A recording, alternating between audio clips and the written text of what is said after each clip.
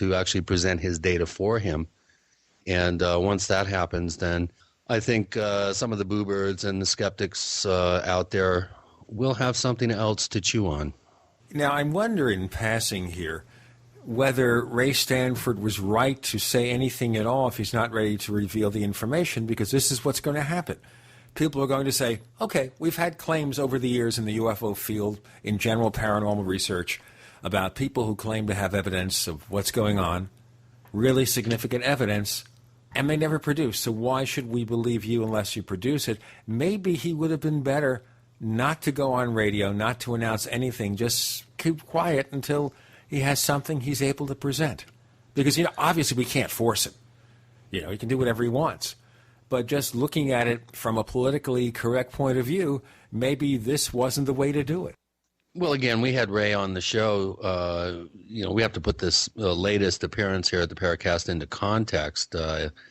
Chris Lambright's book, for anyone out there who's interested enough to get the facts behind the whole Leak Mirabeau, the claim that Leak Mirabeau was inspired to come up with cutting-edge technological ideas that are being put into practice as we speak, based on, Ray's analytical work that he exposed to Mirabeau. And if you take the time to read Chris's incredibly well-researched book about this, you will find some pretty good smoking gun evidence that the claim by Stanford, and now, I guess, supported by Chris Lambright's work, is it holds water. And having seen a good bit of this scientific data that Ray has been touting for the past 3-4 years now, I'm convinced that Ray's on the right track with this. And of course, that totally opens me up for all sorts of ad hominem attacks and claims that I'm too close to him and I'm this and I'm that, and I've drank, I slurped the Ray Stanford Jello, or however you want to put it. And Gene, I don't care. I'm a straight shooter. I'm a lot more skeptical than I think some of my detractors at the forums would like you to believe. And I have never encountered anyone that has come close to the quality of work and analytical and observational acuity that Ray Stanford has. And I'm sorry if he can find dinosaur tracks that hundreds of thousands of people walked over, yet he's the guy that finds them and totally writes the book on East Coast paleontology. I would think that he would have that same ability and visual observational acuity to do the same thing looking up. And especially due to the fact that he's been able to actually amass quite a interesting collection of films, again, films, not video, and still photographs of these cases, which he is just incredibly, the process that he has undergone in the past 4 years is really admirable. And he's going to have the last laugh. And I don't care what anybody on the forum says. I have never encountered anybody or any body of work that comes close to what Ray has accomplished. And there are some developments on the scientific front with Ray, which I'm right now I'm not allowed to really discuss, but I can't wait to kind of end the conversation, at least this portion of it, in terms of Ray's credibility. That portion of the conversation, I can't wait for this to be put behind us, because quite frankly, I was rather insulted by some of the comments that were made equating him with Stephen Greer and some other names that were bannered about. Well, one thing here, too, which we have to bear in mind, whether you believe what Ray Stanford has to say or not, he's not selling books, he's not selling swag, he's not going on a lecture tour, he's not asking for donations, he's not telling you, give me $1,000 and I'll take you on a trip to see the aliens. He's not doing a CSETI, he's not running a cult. The guy doesn't even have a website. So the point is here, and that's a big point. That's very important, because anytime you hear a claim and you have a problem with it, you look at the commercial motive. Oh, he's going to write a book, he's going to do this, he's going to cash in. He's doing none of that. No, actually what he's doing is attempting to step up to the plate and provide science, modern diagnostic science, with new insights and potentially new tools to look at very cutting edge data that his sole purpose is to help pull humanity's knowledge forward. And that's quite a testament to his selflessness in this whole arena. And people forget about that. They tend to think that there's some grand design, there's some monetary motivation, or he wants to become the next guru. What is there about just wanting to tell people what you know if you think you've got some solid information? That takes us to our guest. And this is kind of, I guess, another unified theory for the paranormal and reality. And it's a book called Behind the Cosmic Veil from Thomas Fusco. Yes, and we're going to, I think this is going to be a fascinating show. I haven't had a chance to fully read his book, but he comes up with some very, very intriguing analysis of where we are right now in our knowledge of the physical universe, and he he sums it all up in a theory that he's given the name supergeometry to, and I'm really looking forward to meeting him on the air and getting him to really kind of give us a real sense of how he even arrived at this theory, and I think some of the answers he'll give for that question are going to surprise people. The book is called Behind the Cosmic Veil. The author, Thomas Fusco, will come up next with Gene and Chris. You're in the Paracast.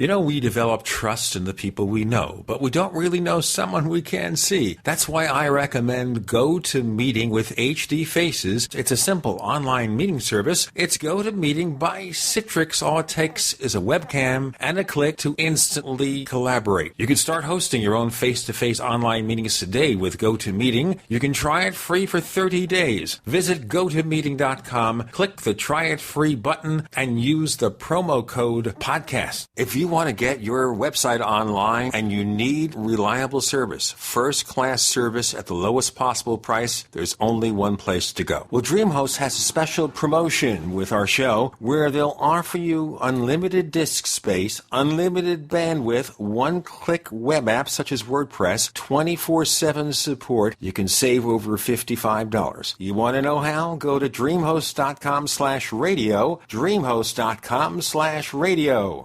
Healthy soils grow healthy plants. So before you plant your survival garden this year, is your soil healthy? Maximize your crisis garden soil with EM1 from Terraganics. EM1 Organic Soil Conditioner, Fertilizer Amendment, and Compost Accelerant provides healthier gardens and faster, efficient garden composting. EM1 from Terraganics.com quickly improves soil structure by increasing nutrient availability and converting organic matter into soil humus. This improves seed germination and root growth, improves plant quality, size, color, flavor, nutrient value of fruits and vegetables, and improves shelf life. And when rain is not in the forecast, no worries. EM1 improves moisture retention in soils, helping reduce drought stress. Just like you prepare all else, prepare your crisis garden for maximum yields with EM1 from Terraganics.com. Order now at TERAGANIX.com or call toll-free 866-369-3678. That's 866-369-3678. Terraganics. Life's getting better. Crank up your savings at the Webb's headquarters for hand crank and solar power preparedness. 21stCenturyGoods.com. Save now on solar generators from $289. Solar lanterns just $24.95. Solar waterproof flashlights only $12.95. Cook Anywhere solar ovens from $279.95. Portable solar panels from 21stCenturyGoods.com give you the freedom to harness the power of the sun to charge your gear wherever you go. Show your patriotism with our line of solar flagpole lights.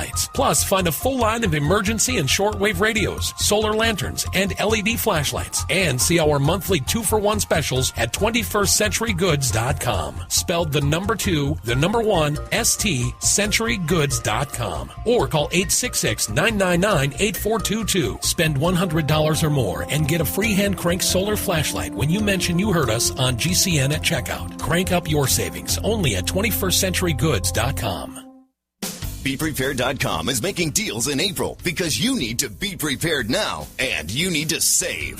BePrepared.com is the official site of Emergency Essentials, a 24-year leader in emergency preparedness supplies. Everything from long-term food storage to emergency kits, water storage and filtration to alternative light and heat sources. What's on sale? Now through April 30th, save 28% on a freeze-dried garden vegetable combo, which includes peas, corn, beans, cauliflower, celery, and onions. Save 33% on the Catadyne Hiker Microfilter.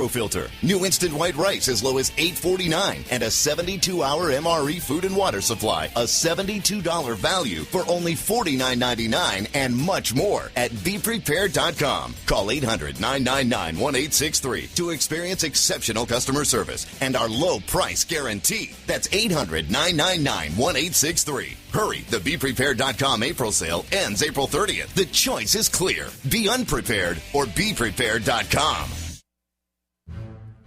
We'd like to hear from you. If you have a comment or question about the Paracast, send it to news@theparacast.com. That's news@theparacast.com. And don't forget to visit our famous Paracast community forums at forum.theparacast.com.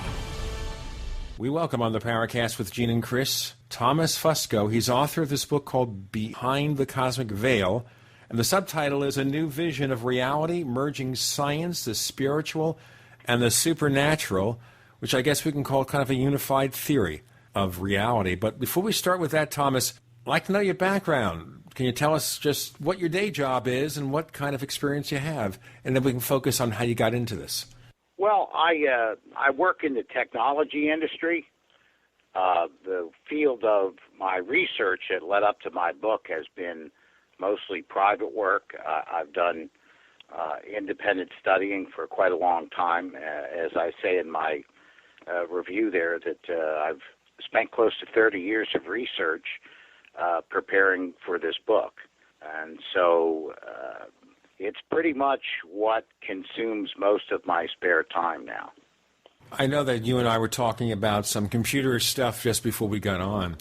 But anyway, looking at it from a person who's into technology, we kind of look at visions of reality and spiritual and supernatural, and we think of them as more emotional interests as opposed to intellectual.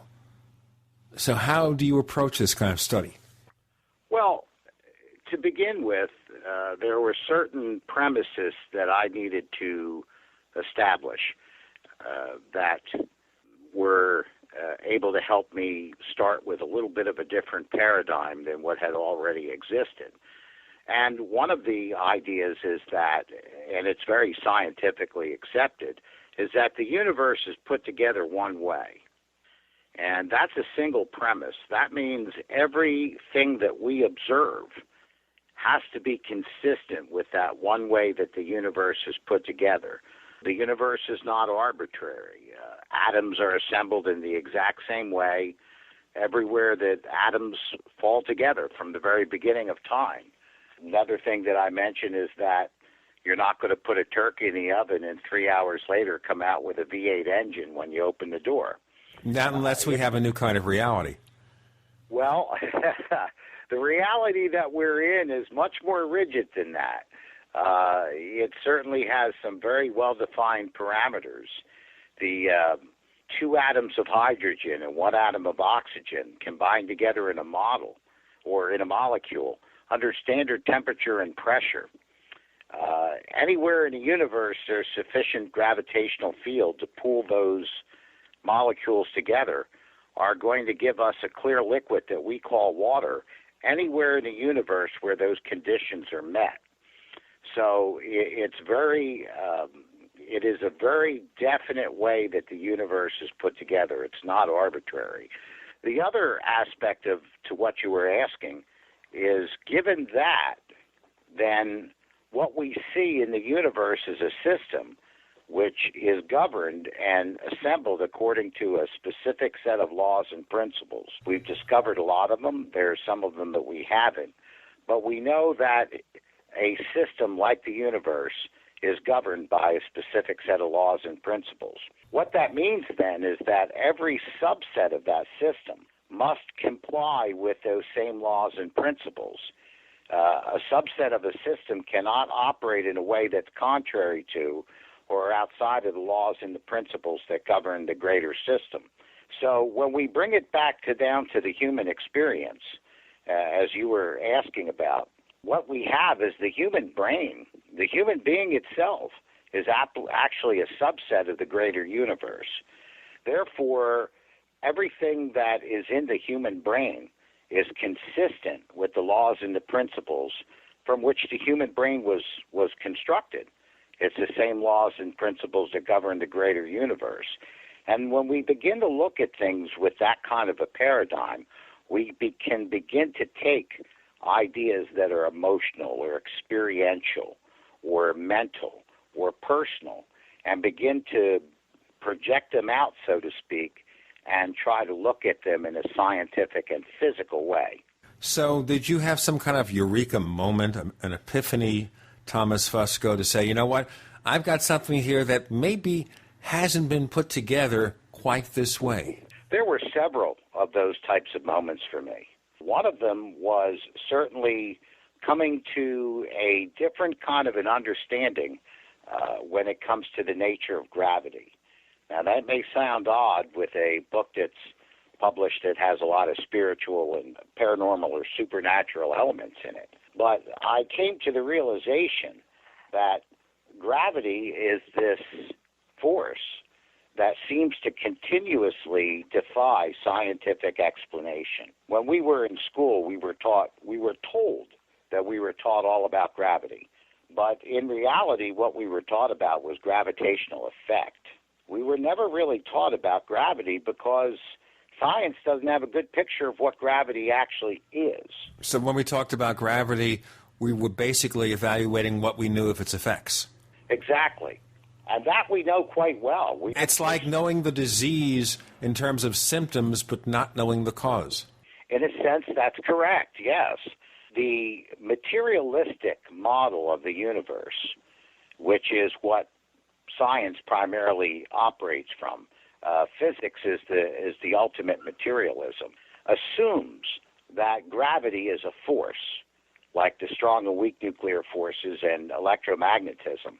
But in these other three basic forces of nature, we already have discovered a particle that propagates itself as a wave to convey that force. So electromagnetism, everybody knows what that is. We have a particle, which is an electron, that propagates itself as a wave, which is the electromagnetic field. And this is the physical substance that actually connects two different objects that are being influenced by this field, like two magnets, for example. There's an actual physical connection between them. But with gravity, over decades of research, we have never discovered a graviton, and we have never discovered a wave of gravity. Now, people might say, well, we just haven't discovered it yet. But the case is not based on that alone.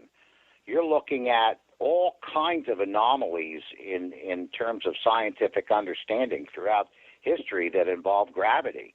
When Einstein tried to mathematically represent his unified field theory, he was never able to succeed with it because he couldn't express gravity in four dimensions mathematically. When we try to reconcile quantum physics with general relativity, we come up with the same problem. The stumbling block is always gravity. We look at the way that the universe was formed.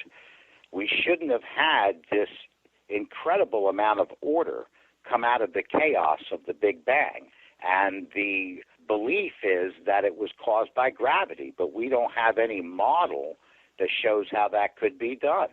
When we look at the standard model of the universe, which is what physics goes by, capital S, capital M, which lists all the particles and their interactions and forces, it's missing one key component. This is a beginning of a long discussion we're going to have, Thomas, with what he's learned and how it fits in with what we know about different paranormal phenomena. The book is Behind the Cosmic Veil. The guest is Thomas Fusco. With Gene and Chris, you're in the Paracast. Are you tired of searching for great talk radio? Something more important. Search no more. We are the GCN Radio Network. Ray Perkins, a reclusive veteran burned out from the Gulf War, lives tortured by relentless, perplexing nightmares. Nightmares of a horrific battle in deep space and of a mysterious woman suffering in agony for her devastated world. A woman not yet born, calling across centuries to him. Then, a coincidence leads him to his destiny, his chance to alter the universe. Attack of the Rockoids. The former fiction editor for Star Wars and Indiana Jones, Robert Simpson, writes, "The soul of the novel Attack of the Rockoids lies in its heart and passion for building a convincing tale of a love that spans the galaxy. A thrilling story. Attack of the Rockoids is available now. Read a sample chapter and get a special discount off of the cover price at our website, rockoids.com. That's ROCKOIDS.com. Attack of the Rockoids, a novel in the grand science fiction tradition."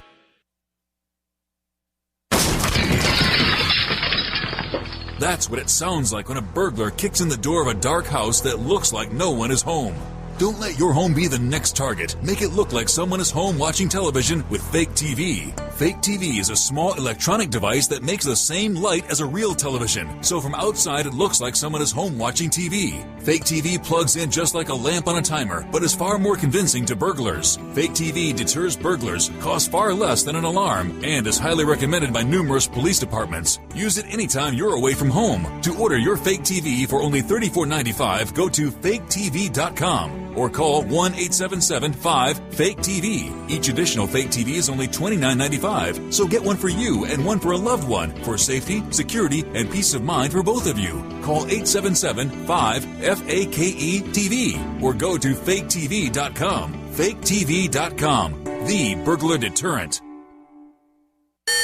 Attention! Information in this 1-minute message could save your life. Don't wait for the next emergency to happen. Act now to be prepared. Now, more than ever, civilians and communities must communicate with family, friends, and neighbors in the event of civil unrest, natural disasters, or other emergencies. That's why there's civildispatch.com. Civildispatch.com is a universal system that can be used for a wide array of urgent notification alerts. Weather emergencies, civil unrest, emergency responders, Amber Alerts, school or business closings, any need-to-know situation. Civildispatch.com is an emergency dispatch communication system, allowing anyone to quickly and easily send and instantaneously track emergency email and text alert notifications. CivilDispatch.com gives you the power of enterprise alerting without the enterprise cost. Don't find yourself unprepared. Learn more and become a member at CivilDispatch.com. That's CivilDispatch.com. Civilian Emergency Dispatch System. Peace through preparedness.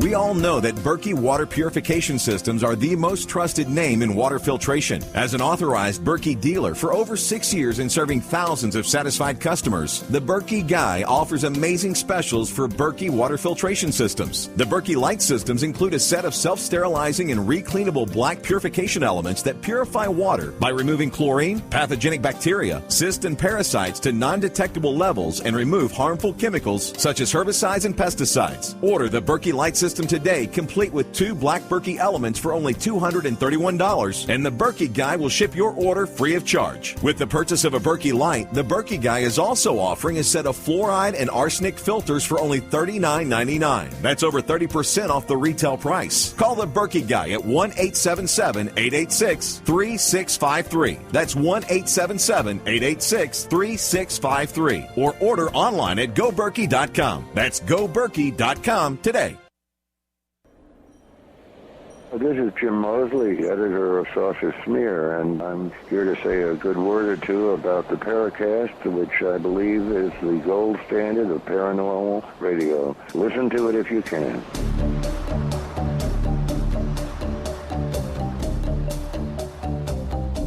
We have Thomas Fusco. The book is called Behind the Cosmic Veil. And as you can see, listeners, this is not something where we talk about something that involves a spiritual interpretation, but something that's really nuts and bolts, it sounds like to me. So let me ask you something here. I realize you haven't read a book by this particular person. There's a paranormal investigator who's no longer with us, John Keel, and he's written a number of books, including The Mothman Prophecies, which was made into a movie starring Richard Gere, but this is the book it's based on. He once talked of God being a computerized intelligence that might be insane. So when we talk about these laws that govern the universe and laws that we maybe only barely understand now, do you look at there being a supreme being or force that we call God? Well, again, with my particular new paradigms that I introduce in my book, one of the ideas, again, goes back to what I was talking about with a subset of a greater system which cannot operate in a way that is contrary to or outside of the laws and principles that govern that greater system. Now, normally when we think of ourselves personally, we human beings are very egotistical and egocentric. For some reason or another, we get this belief that the reality beneath our skin is somehow different than the reality outside of ourselves. But scientifically speaking, that's not possible. So what I say to that is this. We, on our planet, we know that we have life. Human beings are alive. There's all kinds of living creatures here. So how could the universe have produced something that was contrary to or outside of its own nature, so to speak? So just the very fact that we have life means that the universe itself must also have life. It could not produce something greater than what it is itself. So if we go to the intelligence question, we human beings are intelligent. Consequently, that intelligence must be derived from the laws and principles that govern the greater universe. So the universe must contain or be itself intelligent as well. Now that brings us to a greater question. Where did universal intelligence come from? And so you could take the materialistic point of view and try to figure out what physicists have never been able to reckon, how the universe established its own intelligence, its own order, or you have to accept that the order by which the universe conformed to had to come from something that was outside of or greater than that universe. And so in this instance, when you look at it this way, the idea of an intelligent creator actually makes more sense than the atheistic materialistic viewpoint. Well, you bring up a really interesting point, Thomas, and this is something that I've always kind of puzzled over. It's like science demands such rigorous standards of proof about pretty much anything that they're investigating in the material sciences and in just basic science. But one thing I've never been able to figure out is how they can somehow justify the whole idea of the Big Bang. I mean, it's almost like they're saying, give us one miraculous event, and then all other miraculous events you got to prove. Yet the very basic principles that they study to try to come to grips with the whole process of the Big Bang requires a suspension of disbelief, and you need a miracle in order to explain that. Well, science is limited in the way that it approaches things. And again, this is something that many lay people are not quite familiar with. Scientists, whether they're physicists or botanists or whatever, they don't really need to know why a thing happened. Science is very, very practical. All they need to know is how it happens.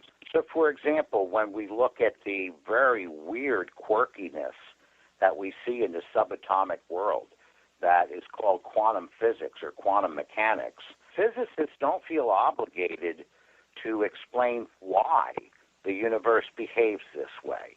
All they need to know is that it does behave this way, and they can experimentally demonstrate it, and they can quantify it and qualify it. So when it comes to the Big Bang, they can trace back movements of the various astronomical bodies that we see in the universe, and we can see that they've all spread out from a particular point.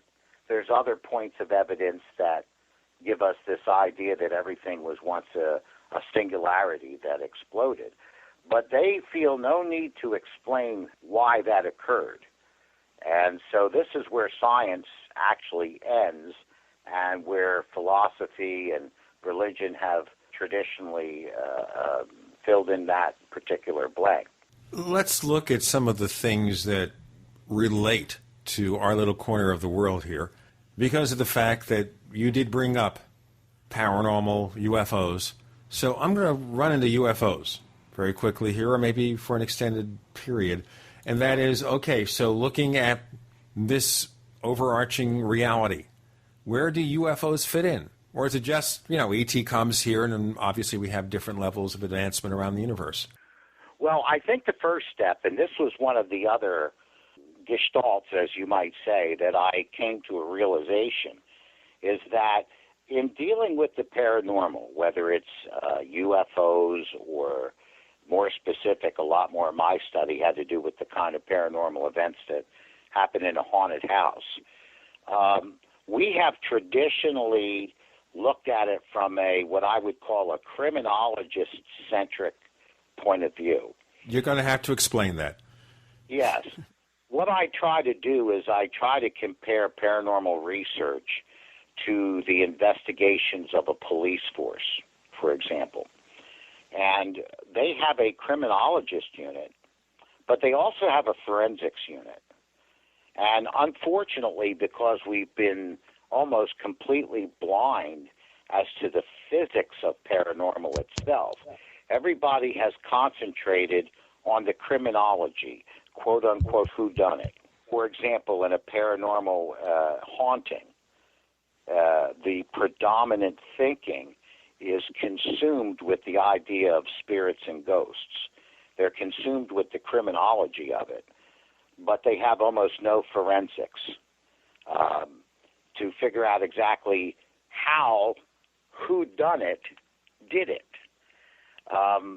Now, when we look at UFOs, we see the same kinds of things going on, that the thinking is predominantly centered around who done it, whether it's a black ops type of a thing, whether it's our own technology, or whether it's aliens from other worlds. This is predominantly what the focus is. But what I try to concentrate on is on the forensics itself. So when I talk about UFOs or haunted houses, I try to make that distinction. I want to take the aliens out for a moment. I'm not saying that they're not valid. And in the haunted houses, I want to take the ghosts out for a moment. And that helps clear your head to see the actual physics of what's going on. Well, okay, but it sounds like a general description here. But do we think of UFOs as being something more than just craft? I'm not really understanding this. Okay. Well, you had asked me about what I thought about UFOs, and you had mentioned the idea of alien craft coming from another location, so to speak. And what I'm trying to say is that what we need to do is set that kind of thinking aside first and just look at the physical phenomena itself. And then we can begin to draw some conclusions on that, and from that we can take that body of understanding and try to join it with various types of criminology scenarios and see what fits. Okay, well, let's start to do that in our next segment. We have Thomas Fusco, author of Behind the Cosmic Veil. You're with Gene and Chris. You're in the Paracast.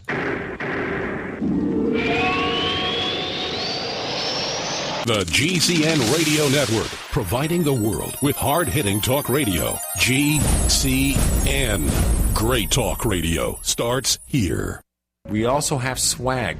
We have all these exclusive Paracast things that you can buy. We've got 60 or so different items, and entails T-shirts, sleeves for notebook computers, iPad cases, mouse pads, the Paracast Jumbo Tote Bag, all sorts of T-shirts and jackets and stuff like that for men and women. We have a Paracast aluminum water bottle. All this stuff, you go to store.theparacast.com, store.theparacast.com. What makes it special is that the items are the best quality, great T-shirts, fabrics, and they have our official logo on them. That's what makes them special, in multiple sizes and colors. We even have stuff for children. stuff for women, stuff for men. We have all sorts of sizes, like small up to X large. A lot of good stuff. That's the swag from the Paracast. You go to store.theparacast.com, stop by, and take a shopping tour. What is the most abundant resource on Earth? Water. It's essential for sustaining life, but it's not always the most available. When disaster strikes, water quickly vanishes from store shelves, like it did during 9/11, Katrina, Japan, and in Joplin. 3 days without water and your body begins to shut down. Don't risk being without an abundant supply of water when the next disaster hits. Get a FlowJack hand well pump. The affordable FlowJack drops right into almost any well and is easy to install without having to remove the existing pump, giving you immediate access to plenty of cool, clean water. You could risk your family's health on a limited supply of stored water, or you could be prepared with the reliable, affordable FlowJack backup hand pump kit for only $3.99 complete. See how it works at flowjack.com, spelled FLOJAK.com. Be sure to spell FLOJAK.com or call 855-4FLOJACK, 855-4FLOJACK. That's 855-435-6525. Proudly made in America. FlowJack hand well pumps. Peace of mind in a box.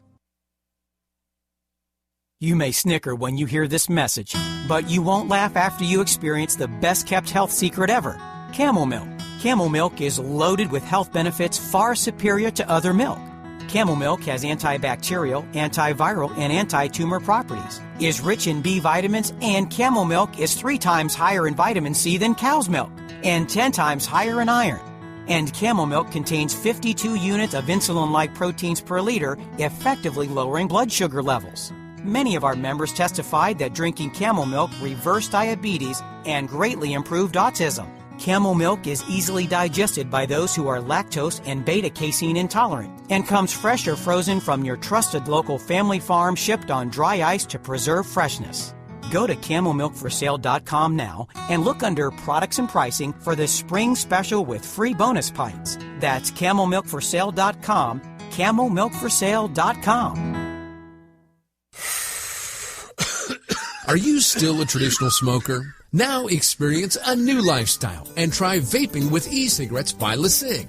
Imagine no ashes, stains, nasty smell, or coughing and hacking. With LeSig e-cigarettes' revolutionary microelectronic technology, rechargeable battery, and unique replaceable cartridge, you'll get all the benefits and satisfaction of smoking without the hazards. Choose your taste from a wide variety of our new American-made Vaporeon e-liquids at LeSig.com. And LeSig smokes the competition by serving thousands of worldwide customers with real people customer service, fast, free, same-day shipping, and a 30-day warranty and satisfaction guarantee. So are you ready for a new vaping lifestyle? Then call 870-518-4307. That's 870-518-4307. Or visit LeSig.com, spelled LECIG.com.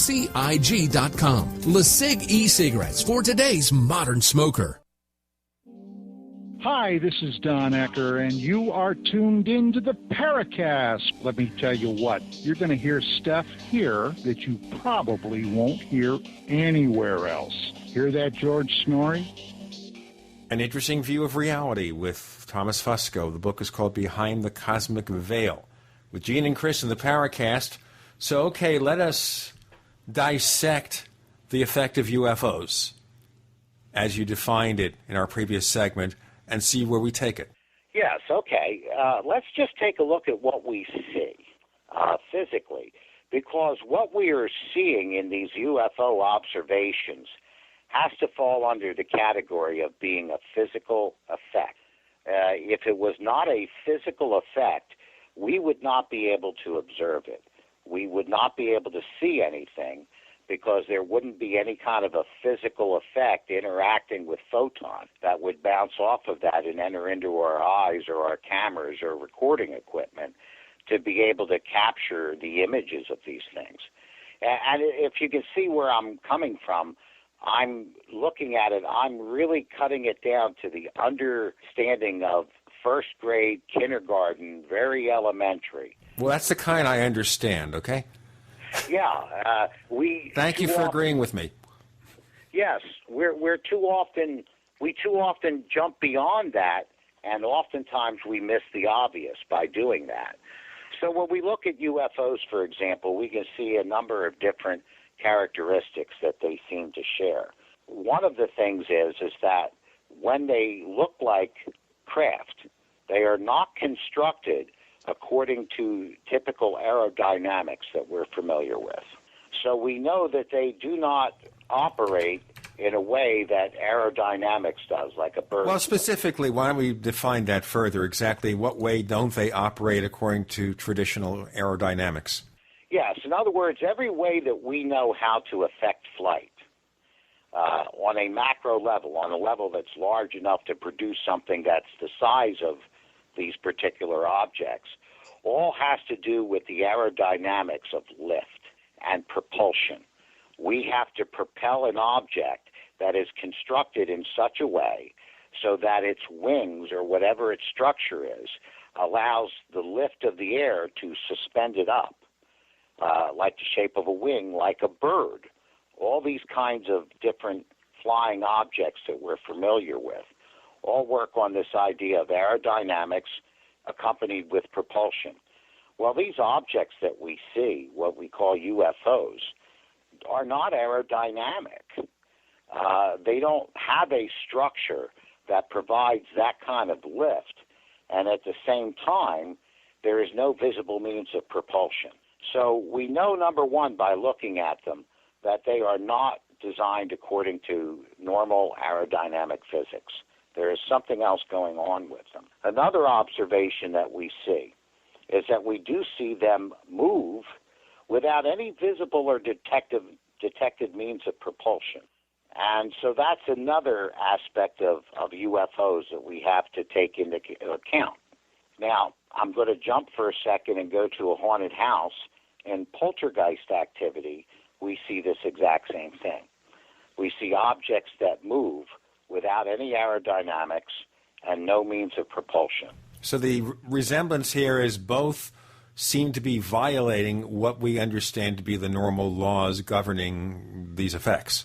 Yes, not so much, let's say, violating. Let's just say that they are not consistent with known aerodynamic and propulsion principles.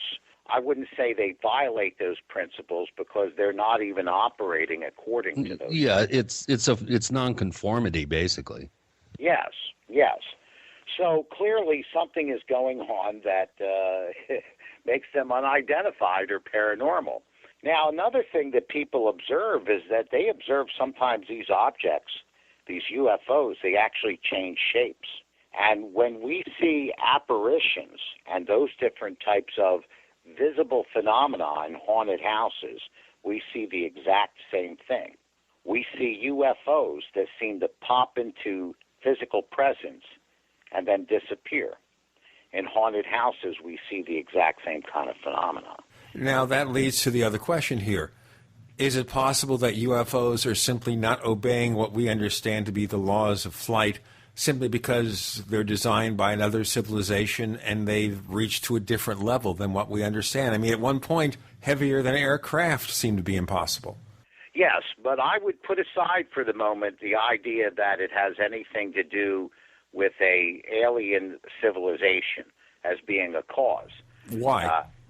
Because it doesn't allow us to clearly see what we need to focus on, which is the other half of what you said, which is something about advanced technology or exploiting laws of physics that we don't understand yet.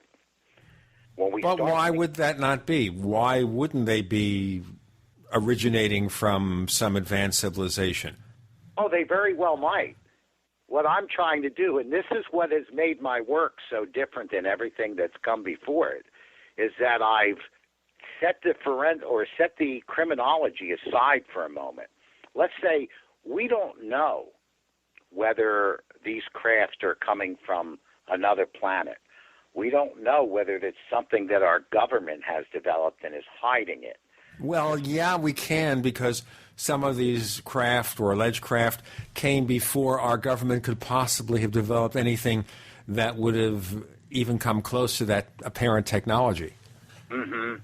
Yes, I know what you mean. There's been reports that have gone back a long ways, and then there's also been legends about a place called Shambhala that had all these kind of technologies, or an Atlantis that still exists underground somewhere.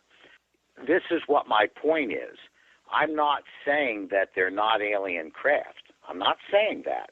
What I'm saying is for us to start at kindergarten and first grade to begin to build a tangible model of what we're seeing, we need to set aside those considerations temporarily and just take a look at what is physically occurring itself. Okay, so you're likening this to seeing a ghost in the sense of that the reality that's present doesn't fit with what we expect to happen with our reality. Yes and no. I'm likening it to what's observed in paranormal hauntings in a haunted house. I'm not likening them to a ghost.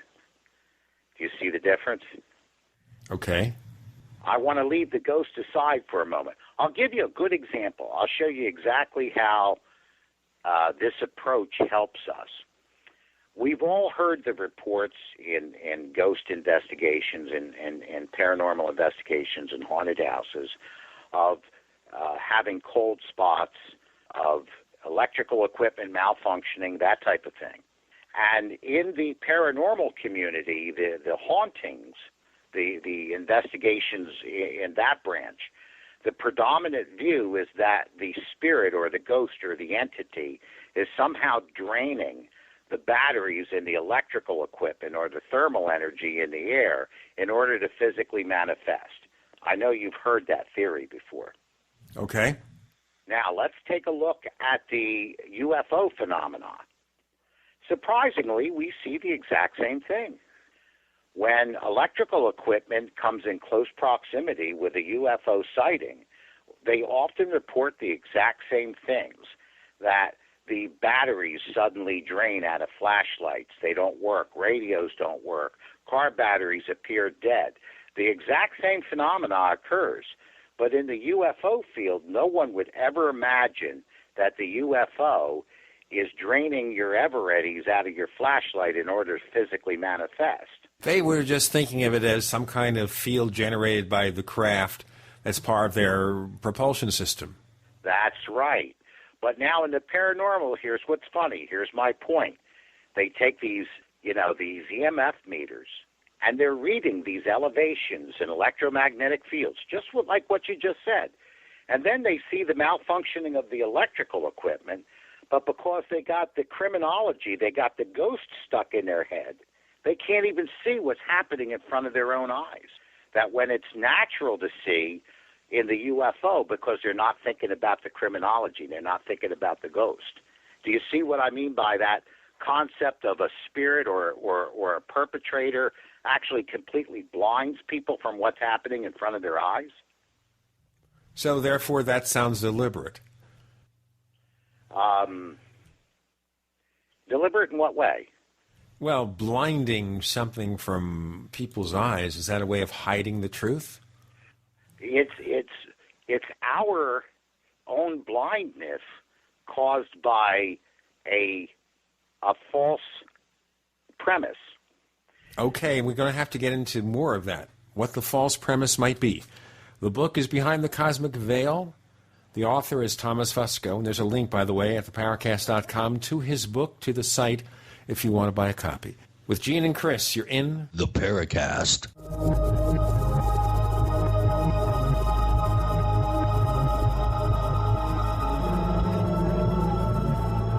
America's #1 source for independent talk radio for over a decade.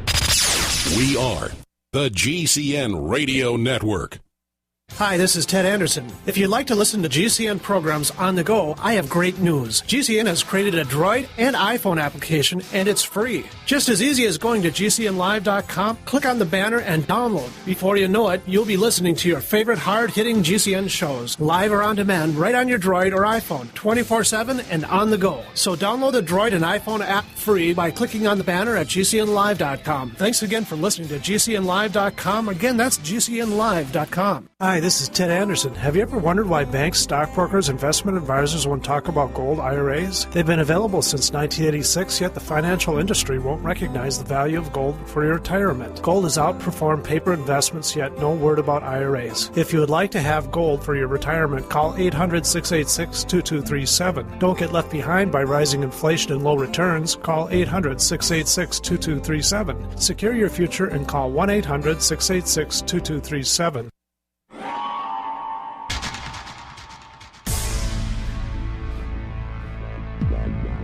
Welcome back to the Paracast, the gold standard of paranormal radio.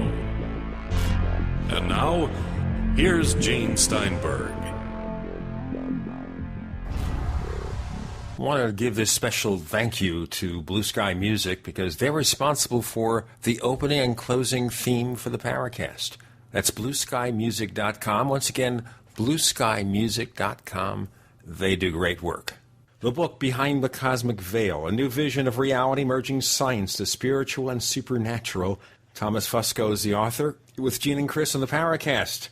As we come close to the end of our first hour, we were trying to define not so much what we see about UFOs, but maybe understand the cause and how it relates to other phenomena. And Thomas was expanding on some fascinating ideas. Go ahead, please. Okay. One of the points I wanted to make to the audience, and sometimes people misunderstand me when I go down this particular line of reasoning, it begins to sound to them like I'm proposing a theory that ghosts or spirits don't exist or aliens cannot possibly exist. It's not that at all. I don't deny the existence of any of those things. What I'm trying to do is to get them out of our thinking for a moment and just focus on what the physical observations are and what physics can tell us about those physical observations.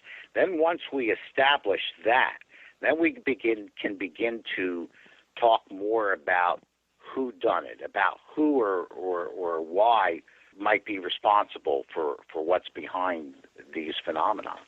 But again, I guess what I don't understand is why assume they're not separate? Even if they may have some similarities on the surface, why not assume that E.T. sends UFOs and dead people bring spiritual apparitions? The problem is that it doesn't allow us to study the physics of the events objectively. I'll give you an example. Let's go back to that crime scene type of an idea where, let's say a murder has been committed. A police force goes out and they see a body laying in a house somewhere with a hole in its head. That person's dead. And they find the perpetrator. They actually ascertain who did it. They ascertain the whys, what the motivation was, why they chose that victim, that time, on and on and on. That's all the criminology. Now, you put those things together, and just by that alone, can you tell me how the criminal put a hole in the victim's head? Well, I gather it's going to be difficult. But you'd have to know what he used to put the hole. Did he use a gun? Did he use an electric drill? Well, the point I'm trying to make is, and you can see this, is that just putting the event together with the perpetrator does not tell us the physics of how the crime was committed. Now, we say, oh, a gun. Okay, electric drill. We understand that. You know, we understand the physics of a gun and of an electric drill. But if you step back for a minute and take an objective look, we don't understand in paranormal phenomena what the gun is, what the drill is. And so just coming up with the whodunit that spaceships or UFOs are from aliens and hauntings are from ghosts doesn't tell us how it's being done. It doesn't tell us anything about the physics of the events themselves. Do you see what I mean? Yeah, and also I think what you're also pointing out is that people tend to jump to conclusions and they assume causality based on their own front-loading and their own belief systems, and that tends to cloud the picture, and that's what I'm getting from what you're saying. Absolutely. If we take a 3,000-year-old mindset and we take that human being and take a look and have them look at the night sky, what they saw was a glass firmament. They saw a glass sphere with holes punched through it and a light from the other side shining through those holes. The objects that moved by themselves, so to speak, against the background, which would have been the planets, they were all in their own crystalline spheres. This is basically the Aristotelian model of the universe, the old one. Now, today, when any of us educated look out into the night sky, we see something completely different. And yet our eyes are receiving the same kind of light information that the 3,000-year-old person did. So that's the point I'm trying to make. Paradigms make a huge difference with how we understand what's going on. And when we start thinking about ghosts right away or aliens right away, it makes us jump the gun, and we don't do all the intermediate steps that are necessary to get us to that point. Saying then that we need to understand what's going on here before we could look at the cause. Before we could look at the perpetrator, yeah. You know, we could have compounds. Let's say if you have two compounds that combine together in liquid to create a red color in the liquid under heat. That could occur in a volcano. It could occur in a test tube. It could occur in very many other ways in nature, naturally, or intentionally. But in order to know what that mechanism is, so to speak, we first have to understand the chemistry where the two elements combined with liquid produces a red color. And that's what I'm trying to get to the bottom of, what is actually physically happening in these events. All right, let's look further at what's physically happening here. So we look at this, shall we say, clay reality, evinced by the UFOs, which seem to do things that we can't understand, by ghosts and other apparitions doing things that we can't understand, by poltergeists doing things that we can't understand. Let's understand them. Yes. And the first concept, which is the connective tissue that winds up tying all these things together, once again has to do with gravity. Because, again, when we see in haunted houses, we see examples of levitations. We see examples of objects moving by themselves, of apparitions that seem to float in the air. When we look at UFOs, we see the same kind of gravity-defying phenomenon. So when I look at gravity and say, well, this is something that we don't clearly understand, that's a connective tissue that ties all these things together. So what is it about gravity that relates to the paranormal? And that gravity, that element of gravity that relates to the paranormal is what I was talking about earlier, where gravity is a physical effect that is observable, that interacts with its surroundings, with its environment, but does not always have a direct local physical cause. For example, everybody's heard of dark matter. The reason why science conjured up dark matter, and there's really no proof that it exists, is that there's about 90% more gravity in the universe detectable than there is visible mass. So we have all these fields of gravity with all the bending of space with 90% less matter to cause it. We have no graviton or gravity wave, so that there's no physical cause that's apparent for the force of gravity. When we start putting these all together, gravity is a very paranormal phenomenon. And it begins to tie all these other things together. And you know... Well, it sounds like Sir Isaac Newton would have loved to know you. Oh, yeah. Well, essentially what I'm going to describe is a model that is Einstein's unified field, but that it just looks at that model from the top side down instead of from the bottom physical side up. We're going to have more questions, by the way, coming up in our next segment, some of which come from our listeners. We put up a small thread or topic at forums.theparacast.com mentioning your book and inviting questions, and we have a couple that might actually influence fascinating discussions. The book is called Behind the Cosmic Veil, a new vision of reality, merging science, the spiritual, and the supernatural, kind of the unified field theory for everything, put together by Thomas Fusco. we'd love to have you subscribe to our newsletter. You can get updated schedules for the shows, cutting-edge commentaries from me, from Chris, and special guest commentators such as Kurt Southerly. All this and more, the official Paracast newsletter. Go to newsletter.theparacast.com, newsletter.theparacast.com. It's free. You're with Gene and Chris. You're in the Paracast.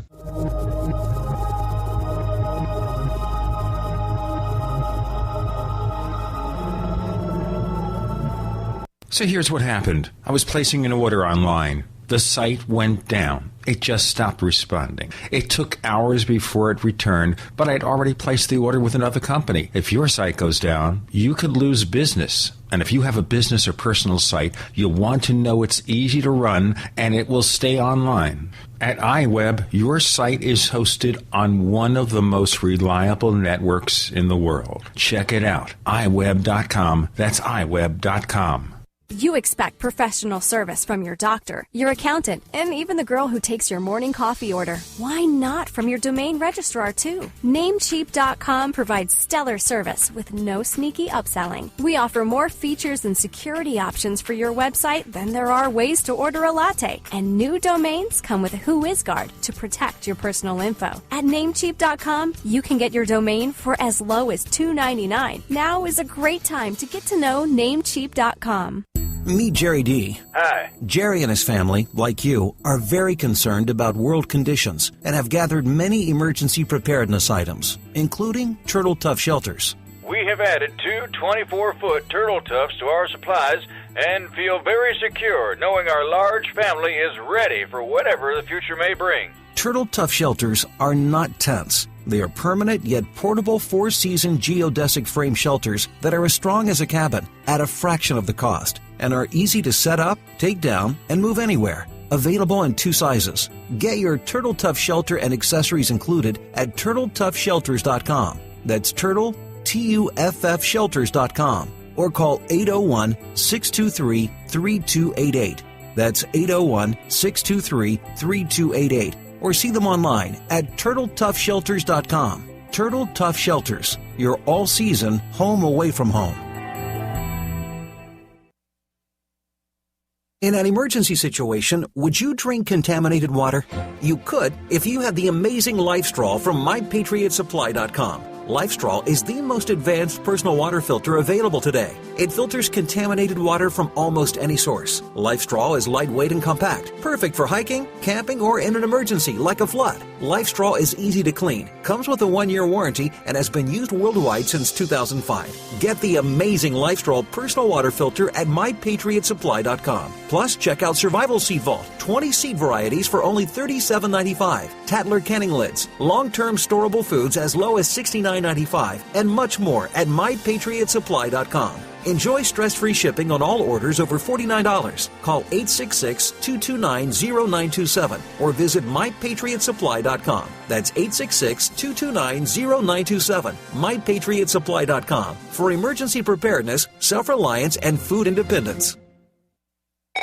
Don't answer it. If fear strikes your heart when the phone rings, knowing it may be another bill collector, it's time for you to call Zero Debt in 90 days. 800-477-9256. Settlements, bankruptcy, and attorneys are not the answer and may end up costing you up to 10 times more than necessary. Listen, if you're already in debt, does it make sense to get buried in another payment plan? Zero Debt in 90 days gets you out of debt in 90 days guaranteed, without a payment plan and without attorneys or going to court. Get the fastest relief from debt on the planet when you call 800-477-9256. If you have debt with the IRS, credit cards, student loans, or a foreclosure, we can help at Zero Debt in 90 days, and we are the only organization to provide written guarantees on the results. Go to ZeroDebtGuaranteed.com. That's ZeroDebtGuaranteed.com. Or call now for free information. 800-477-9256. That's 800-477-9256. We'd like to hear from you. If you have a comment or question about the Paracast, send it to news@theparacast.com. That's news@theparacast.com. And don't forget to visit our famous Paracast community forums at forum.theparacast.com. So there you go. I can't get the Twitter name Gene Steinberg, so I took the Paracast, I took Tech Night Owl, and depending on our tech show or this show, those are the ones you use if you like 140 characters. I know more than 140 characters, especially after this show. We have Behind the Cosmic Veil, the book, Thomas Fusco, the person, Chris O'Brien, the co-host, with a question from one of our listeners. Oh, Thomas, we were just talking about in the last segment about dark matter, and there's some question now. I mean, I've been reading recently that the whole theory of dark matter and in zero-point energy as an offshoot of that. I do have a question that dovetails nicely to the last segment, and it comes from one of our new posters, Polterwurst from Germany, and it involves dark matter. Thomas, do you think dark matter is still nothing but a theory? Are scientists working on alternative theories that don't include the greater part of the matter in the universe being entirely invisible to us? Here's the fundamentals of the idea of dark matter.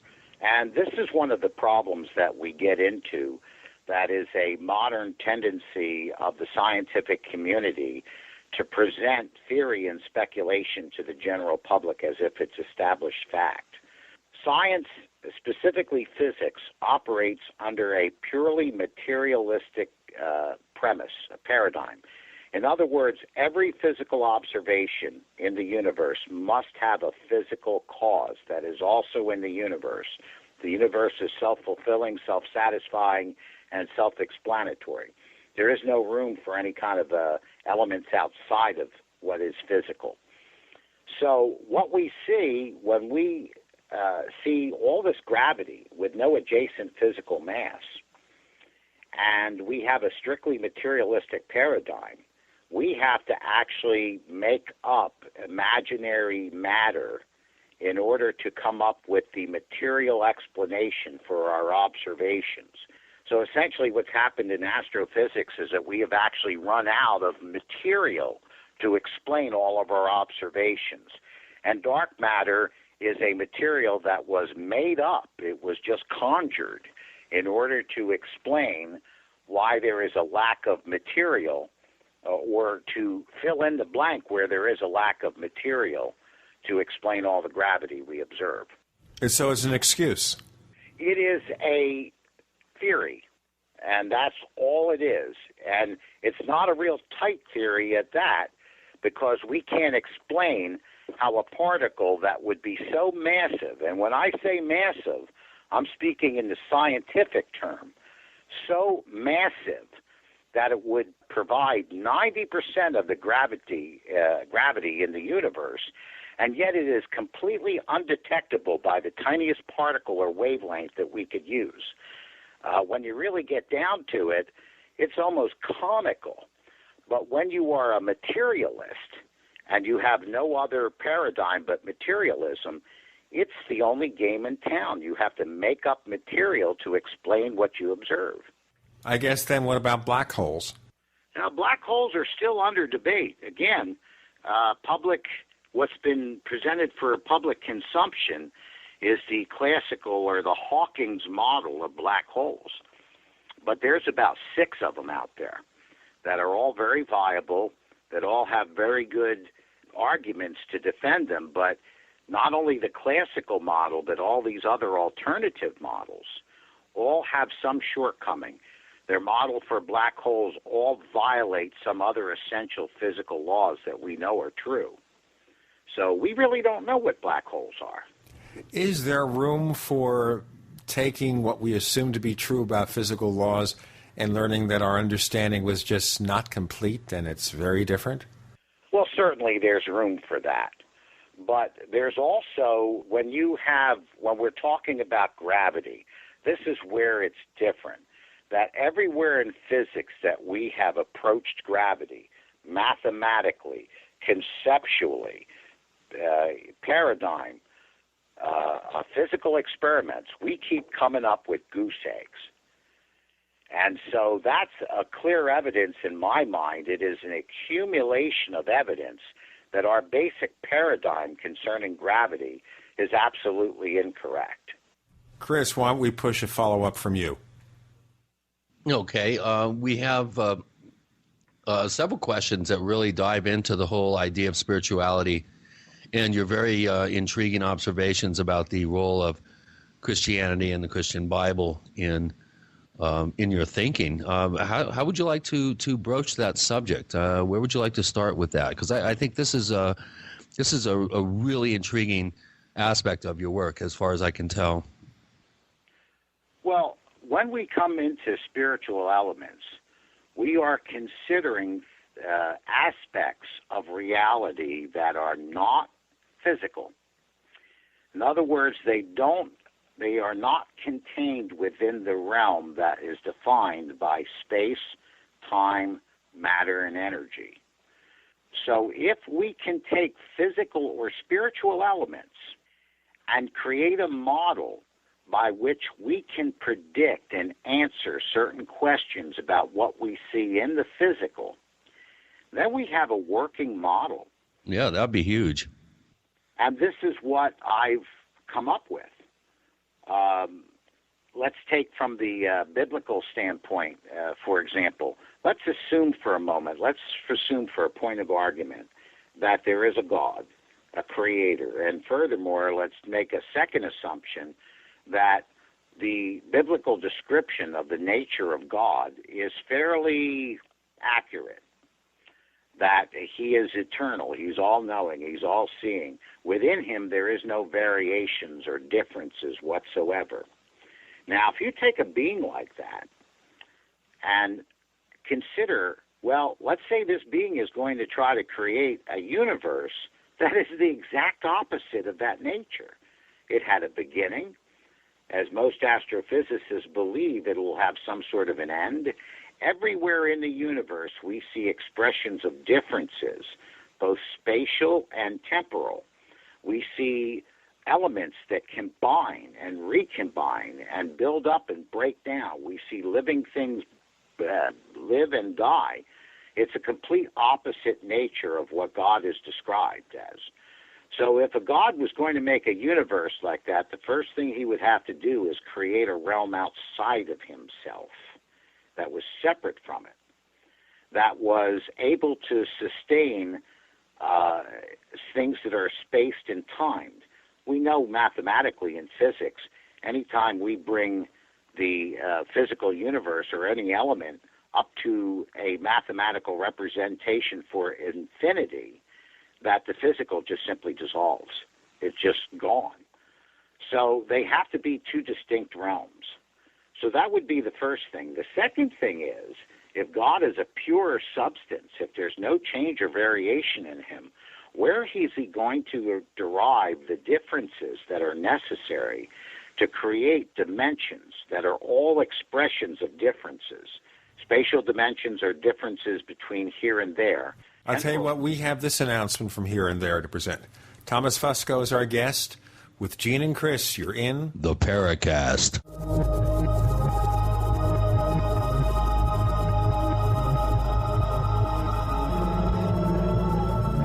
Are you tired of searching for great talk radio? Something more important. Search no more.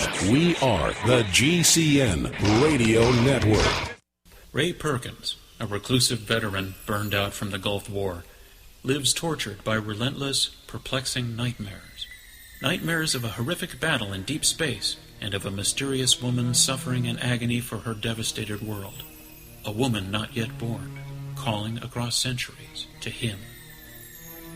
Then, a coincidence leads him to his destiny, his chance to alter the universe. Attack of the Rockoids. The former fiction editor for Star Wars and Indiana Jones, Robert Simpson, writes, "The soul of the novel Attack of the Rockoids lies in its heart and passion for building a convincing tale of a love that spans the galaxy, a thrilling story. Attack of the Rockoids is available now.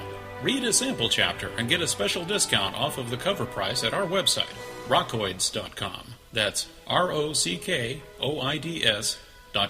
Attack of the Rockoids, a novel in the grand science fiction tradition."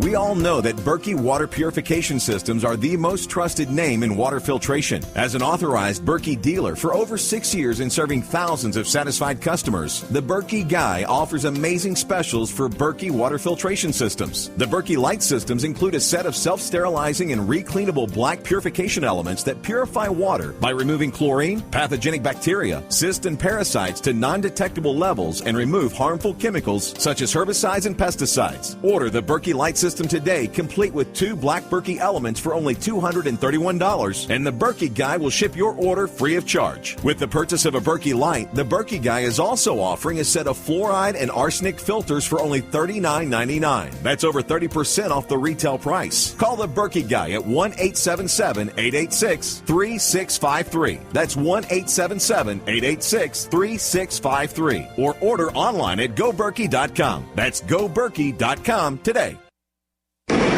Hi, I'm Mark Craighead, founder of Crossbreed Holsters. I designed our top-selling holster, the Super Tuck Deluxe, to solve the problems of being poked, pinched, and gouged while carrying concealed. The Super Tuck Deluxe is the most comfortable, most concealable holster on the market today. We offer a 2-week free trial and a lifetime warranty. Visit us at crossbreedholsters.com.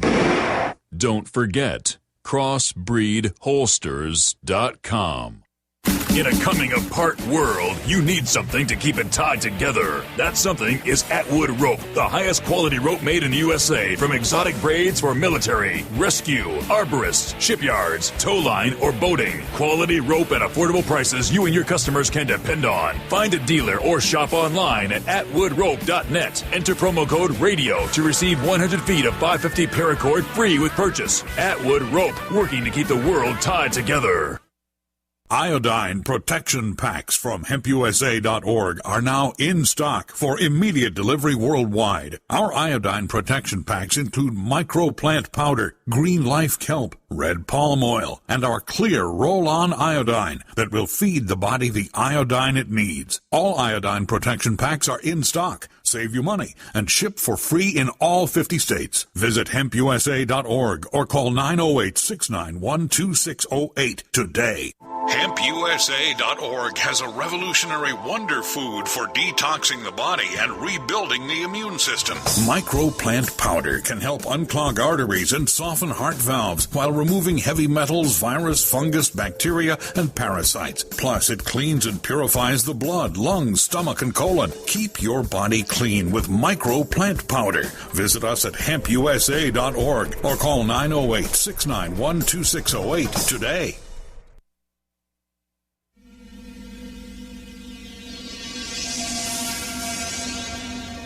This is Hilly Rose, and I hope that you do listen to the Paracast because you will learn a great deal about the paranormal.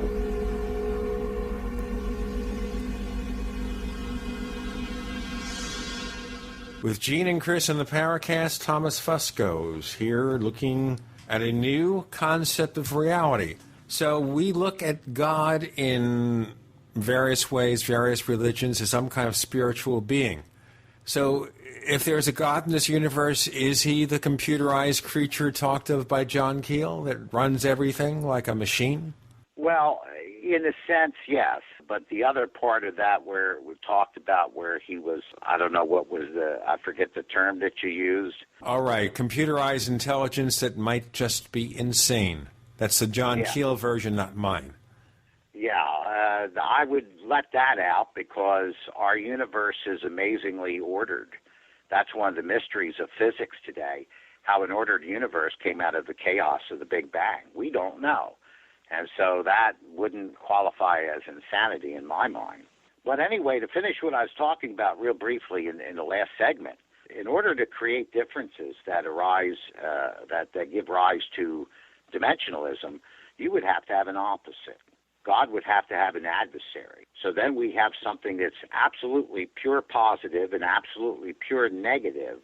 And in the area where they collide and conflict and battle, we begin to get the differences, the pre-material wave functions that eventually give rise when they fall below the speed of light into physical reality.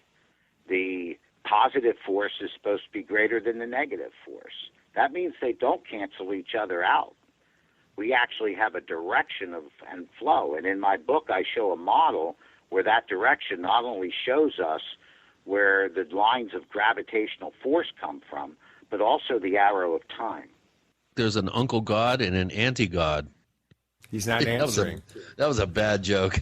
Sorry. You see, they accuse me of telling bad jokes, but ladies and gentlemen, I don't tell jokes. I might do a DJ-style pun. But now we have an example of a real bad joke. And Chris feels chastened. Unfortunately, he's too far away for me to spank him. Well, yeah. I'm sorry. I just, I was thinking anti-God, and then I thought, well, if there's an anti-God, there must be an uncle God. Bad joke. I apologize. I do have a really good question here from Kim323, who has a really cool picture, I think, of Carl Jung as his avatar. And he wants to know, again, we're talking about religion and spirituality in Christianity. And what prompted you to look at this idea of spirituality as some sort of boilerplate to then look at the science and see how these unresolved questions of novelty and coherence, in the short time after the Big Bang, how when everything cooled, then you created gravitational or rather atomic bonds, and then molecular bonds, and then the whole increasing complexity within the universe. Where does the spirituality part of that? I mean, is this by design? Was it just one event, and then the chips fell where they may, or do you think that this has been directed all along? Well, my basic premise is this. Again, the human brain is a subset of the physical universe. That means the human brain has to be formed and configured according to the same laws and principles that govern the greater universe in which it's a subset. Now, if we take a look at, and there's a lot of religions in the world, but I'm going to take a look specifically at the Bible. And if we take a look at the human brain as kind of like a computer, if you feed garbage in, garbage comes out. You have to feed intelligent, meaningful instructions into a computer in order to make it do intelligent, meaningful, and significant work. Well, it seems throughout the millennia, when these principles of the Bible, so to speak, have been programmed into human minds, there has definitely been some very interesting results that those brains have come up with. And if you want to accept the existence of miracles, this information that was in the Bible, when programmed into a human brain under certain conditions, was actually able to transmute the very face of reality itself in actions that we call miracles or miraculous, the laying on of hands, the multiplication of substances like wine or bread and fish, those types of things. So my assumption was that there has to be some relevance to these principles that actually coordinate in some way with the very laws and principles that the universe was put together. And in my research, I found those kinds of things in the Bible. Leads to the next question that we have from another poster named Sentry, who's been a poster at the forum.theparacast.com for the past year and has come up with some really good questions too, I might add. His question is, can we consider the messages received by the ancient prophets as examples of psychic communication? Most of them received their messages via dreams and or visions, something only they alone could experience.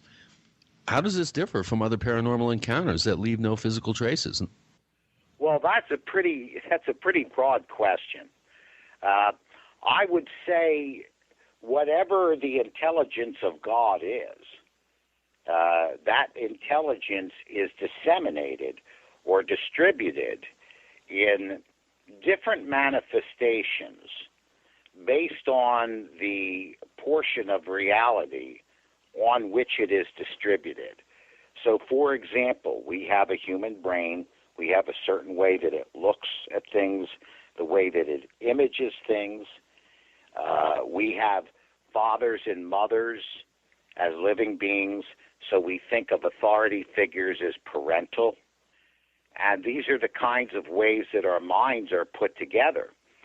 So if we were to receive an intelligent communication like that, it would come to us in the kind of forms and manners that we understand.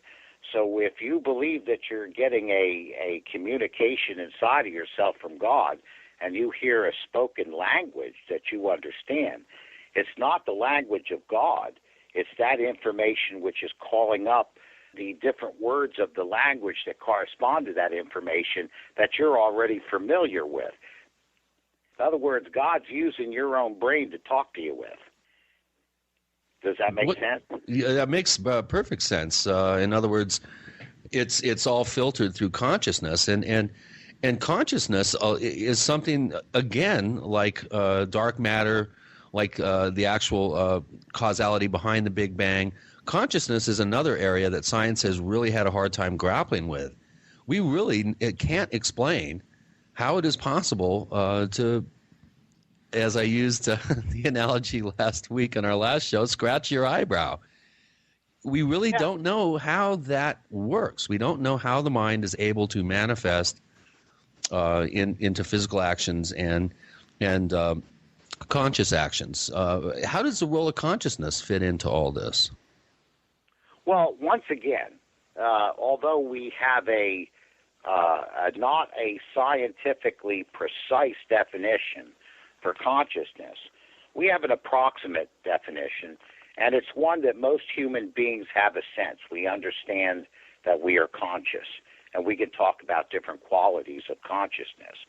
But again, my point is this, is that consciousness, being a subset of the physical universe, could not have risen in a way that was contrary to or outside of the laws and principles that govern the greater universe.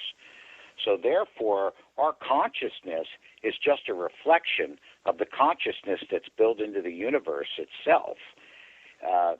Give you one example. So, okay, let me just be short about this because we have to break.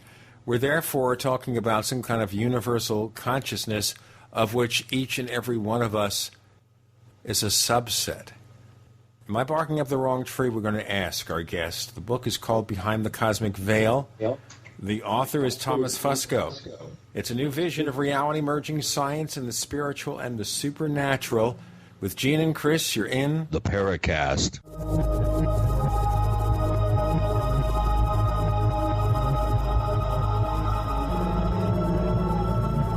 The GCN Radio Network, providing the world with hard-hitting talk radio. GCN. Great talk radio starts here. Graphic Converter is the image manipulation tool for the rest of us. It does not use any database. You get full control of all your files. Want to view the images of a folder? Drag it into Graphic Converter, and a powerful browser opens up to show your image files. You could use it for slideshows. You could use it to import images from digital cameras or from scanners. Need to do some image editing? You can do that too in Graphic Converter. Also print catalogs. Convert from so many formats I can't even list them. Download now to see if Graphic Converter is good for you, like 1.5 million other users. Guess what? You could save money when you buy Graphic Converter. Use the coupon code Night Owl. Use the coupon code Night Owl to get a special price for Graphic Converter. Go to lemkesoft.com. That's Lemke soft.com. Lemkesoft.com. Lemke soft.com. What is the most abundant resource on Earth? Water. It's essential for sustaining life. But it's not always the most available. When disaster strikes, water quickly vanishes from store shelves, like it did during 9/11, Katrina, Japan, and in Joplin. 3 days without water and your body begins to shut down. Don't risk being without an abundant supply of water when the next disaster hits. Get a FlowJack hand well pump. The affordable FlowJack drops right into almost any well and is easy to install without having to remove the existing pump, giving you immediate access to plenty of cool, clean water. You could risk your family's health on a limited supply of stored water, or you could be prepared with the reliable, affordable FlowJack Backup Hand Pump Kit for only $3.99 complete. See how it works at FlowJack.com, spelled FLOJAK.com. Be sure to spell FLOJAK.com or call 855-4FLOJack, 855-4FLOJack. That's 855-435-6525. Proudly made in America. FlowJack hand well pumps. Peace of mind in a box.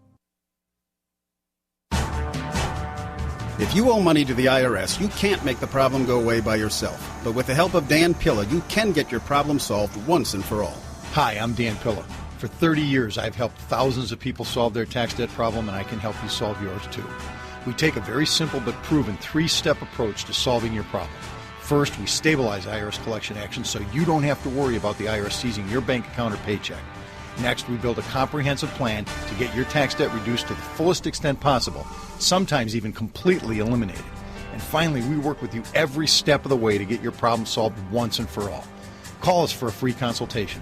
Call 1-800-346-6829. We'll work together to get your problem solved, guaranteed. Dan Pilla has been protecting taxpayers from the IRS for 3 decades, and he can help you too. Call us today at 800-346-6829. That's 800-34-NO-TAX. Spring is here. Growing season. The economy is not getting any better. In fact, it's getting worse. Think about it. At this rate, how will your life be in a month or even a year? Maybe you've been putting things off, but the time to act is now. The country is running out of food. You need to get your seeds before it's too late. At organicaseed.com, you'll find one of the largest online selections of heirloom seeds, survival seed packs, as well as the giant vegetable seed collections that can feed you and your family for years. Grow your very own fresh vegetables, wheatgrass, fruits, herbs, rice, tea, coffee, and tobacco. With detailed growing guides available to you at no charge, you can maximize your harvest and investment. And the best part? All orders ship within 24 hours. So head over to organicaseed.com. That's ORGANICA seed.com. Organicaseed.com today.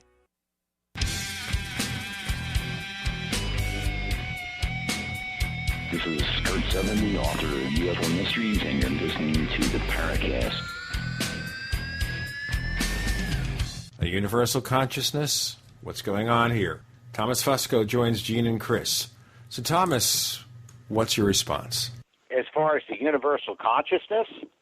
Yes, sir. Yeah, that's a good way of looking at it.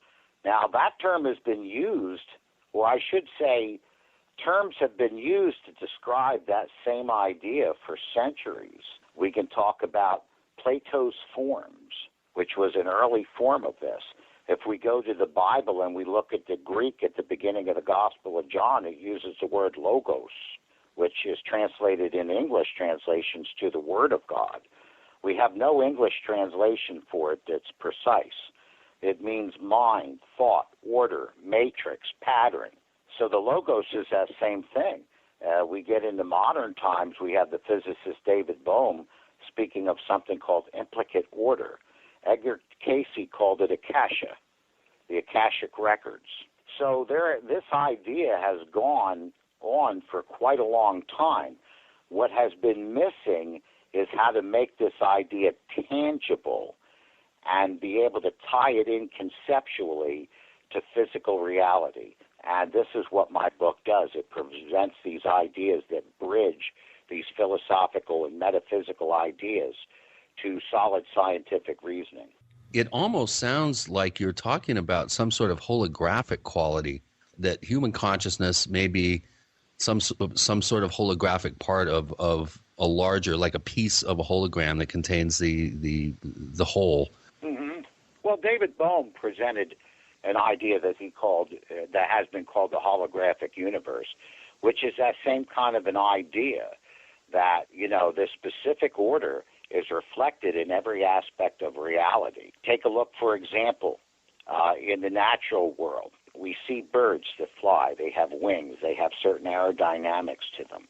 And they have an evolutionary, if we're going to subscribe to evolution, we have an evolutionary path from dinosaurs that has resulted in birds. Well, now let's take a completely different evolutionary path and look at the primates and the very small mammals that appeared many millions of years ago. And they evolved, one of the forms they evolved in were bats. And you take a look at a bat and a bird, and you tell me if that's coincidence and random chance, that there isn't some sort of a synchronicity of a greater pattern going on. Why do flying fish fly? Why did that particular species of fish develop wings sufficiently to fly some distance? We see the same image, this holographic picture echoing throughout reality. Yeah, why don't we have other species of mammals that actually physically fly, not soar like, as you point out in your book, flying squirrels? Why don't we have other species of fish that actually are able to spring out of the water and fly quite a distance? How does science explain that? Well, if we take a look at water as a thicker medium than air, then all fish fly. They all fly. Okay. But they don't they don't spring from wave tops and go, skimming for, almost 100 yards in some cases across the tops of waves and then splash down. Yeah, that was a very strong natural synchronicity, so to speak. Give you another example. We can hear the noise in the forest canopy of all the different birds singing and insects chirping and that type of thing. And then we sometimes see it in comic strips where somebody gets hit in the head, and you see the birds flying around their head because they're hearing the birds. Well, I'm one of those individuals that had that happen to me, and I heard that ringing, that bird-like sound. It's not like the forest canopy. It is precisely the same sound as the forest canopy. And so there we have an order and a structure at work in the forest canopy that's also at work in the human brain. It's just manifested itself in different material structures and forms, but it's the exact same piece of information. Being struck in the head, I think for some of our listeners, this whole topic of how consciousness and evolution all relate to science and synchronistic coincidence, if you will, for lack of a better term. I think we have some people out there, including myself. My head hurts thinking about a lot of this stuff, and unlike you, when I got hit in the head a few times in sports and other things, all I heard was a giant bell. I didn't hear any birds, and when I came to, it was like I was being born again. It was very, very disconcerting. Watch out for the brain damage. Mm. A little too late for that, Gene. I'm not going to say anything. Oh, my. Well, guys, can we talk a little bit about the bending of space in a haunted house? Okay. By all means. Yeah, Sure. that sounds good. I just did a pretty sophisticated haunted site investigation, actually 3 sites, last week with a 3D camera crew. So I'm all ears. Okay. Well, especially from some of these programs that have been on the TV in recent years, many people are familiar now with the type of observations that occur in a paranormal haunting and some of the different instrumentation that's used to pick up certain readings. But we were talking earlier about how paranormal gravity actually is. Now, one of the aspects of reality that is always associated with a gravitational field is the bending of space. Einstein brought forward that in his theories of relativity, and it's been proved over and over again that space bends in association with gravitational fields. So if we were to take this paranormal effect, this bending of space, with no direct physical cause, and bring it inside of a haunted house, we're going to see a number of different manifestations that are a result of that. And just interrupt me if we're getting near a break, please, because I'm going to go on a roll with this. I'll tell you what, we'll give you the roll, the butter, the bagel, but you got a little over 2 minutes, so go ahead. All right. What the bending of space would do inside of a haunted house, unlike the depths of the cosmos, there's material there. There's atmospheric presence there. and that consists of molecules and atoms. So when a bubble, let's say if we had a bubble of space-time that expanded in a haunted house, it would crush and compress the atoms of the air molecules that are in the bent space immediately surrounding it. It would agitate the electrons and jump them into their higher orbits. So the first thing we would see is an electromagnetic field that would come out of thin air. Now, once that excitement is expended and those electrons drop back down, there's two things that they could emit given the certain conditions. One of them is photons.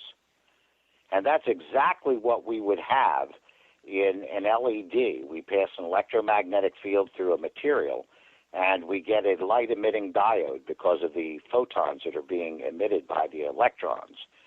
Another thing that we would get is thermal energy. So here we have a mechanism that would not only show us where electromagnetic fields come out of nowhere, but how they could also sometimes be luminous and also create heat signatures on thermal cameras, which surprisingly enough, when we look at the paranormal thermal images, they're not like the thermal images of living beings.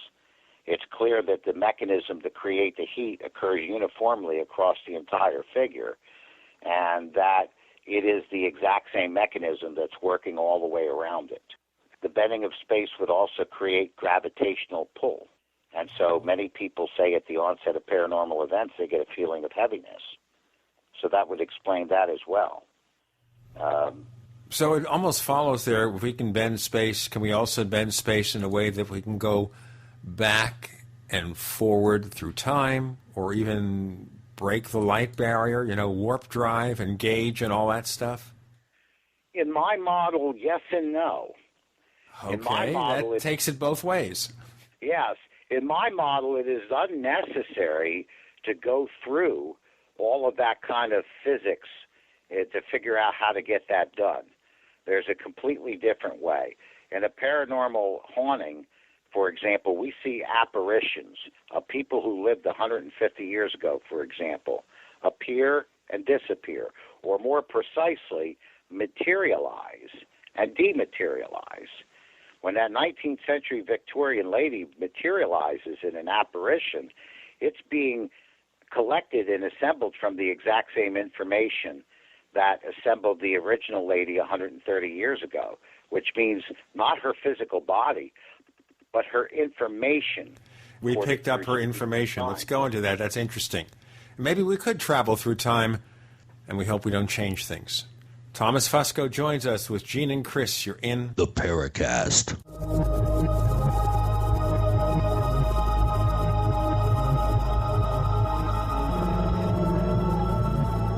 America's #1 source for independent talk radio for over a decade. We are the GCN Radio Network. Hi, Ted Anderson announcing a great way to listen to radio on the telephone. By calling 760-569-7700, you'll be hearing GCNlive.com programs in seconds. Come to GCNlive.com, find your favorite host's dedicated phone number, and hear them 24/7. You heard me right. Every show has a dedicated phone number. Stop by GCNlive.com and bookmark their number today. And again, that's 760-569-7700. We the people grow cotton, weave fabric, engrave ink, embed strips and fibers to protect from counterfeit and carting to a private bank, having it lent back at interest, forcing taxes to service debt. This capitalism, or was Jefferson correct when stating a central bank issuing the public currency is a greater menace to the liberties of the people than a standing army? Ted Anderson, I'm placing a free silver dollar in a book that explains our monetary system. Call for your copy, 800-686-2237. It's time to understand the system. Call 800-686-2237. That's 800-686-2237.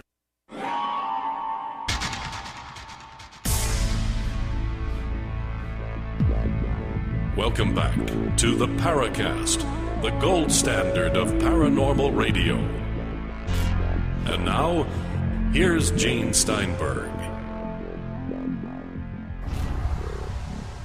Talk about the frontiers of reality here with Gene and Chris. The book is called Behind the Cosmic Veil. Thomas Fusco is the guest. He'll tell you more about getting the book in a few minutes, but I should tell you, if you go to theparacast.com, you click on Thomas Fusco's name, you'll go to a site where he It's kind of like a blog. He talks about the book and everything, and also a place where you can order the book directly. So that's pretty good. Okay, so if we see someone who died 150 years ago, are we seeing the images left in the ether or whatever from that time, or are we actually seeing some kind of time portal where we're seeing an event in another time? According to my particular theory, we are looking at the exact same information that comprised the original person that lived, let's say, 130 or 150 years ago or whenever. That everything in the universe comprises materialized information. And according to my model, that information materializes within the bends of space-time. My model turns the materialistic model completely upside down, doesn't contradict it, it just creates a mirror image of it. So in other words, rather than mass bending space, it is the bending of space which creates an environment in which mass can materialize according to information. And that gives us an idea more clear than ever how the universe was actually put together. So if you expand a bubble of space-time, create a depression in space-time inside of a haunted house, and if the information that's connected to that site of that Victorian lady that comes from a place that where time and space has collapsed so far in itself that the difference between past and present is almost indistinguishable, and that information dropped down into that ball of space-time, it would immediately begin to materialize into that Victorian lady. And we see an apparition of the same information that is occurring 130 years in the past. That's really interesting because our last show with Ron James, who along with me and a team of ghost hunters produced a pretty interesting DVD project called Dead Whisper, I related to our audience a very interesting EVP, or electronic voice phenomenon effect, that seemed to support what you're saying in terms of the elasticity of time. We recorded the exact words 45 minutes later than they were repeated in the room. In other words, the recording was recorded, a phrase, and then we recorded on video about 45 minutes later that same phrase, and it wasn't until we analyzed the recording from another room and discovered the phrase, and then also discovered the fact that it had been recorded 45 minutes before the actual phrase had been spoken in the room. That would then, I guess, at least in my mind, be explained by your theory that we're seeing time collapsing almost in on itself. Yes. Think of a bicycle wheel, and think of the rim as our realm of space and time, matter and energy. And then think about the spokes that come out and connect to the rim. And when you trace it all back down to the hub in the middle, everything is compressed in on itself, so you cannot distinguish either spokes or a rim. It's all collected into one, as they would call it, a singularity. Now, when time and space are two elements that are connected together in space-time, as Einstein proved, when you bend space, you also distort time.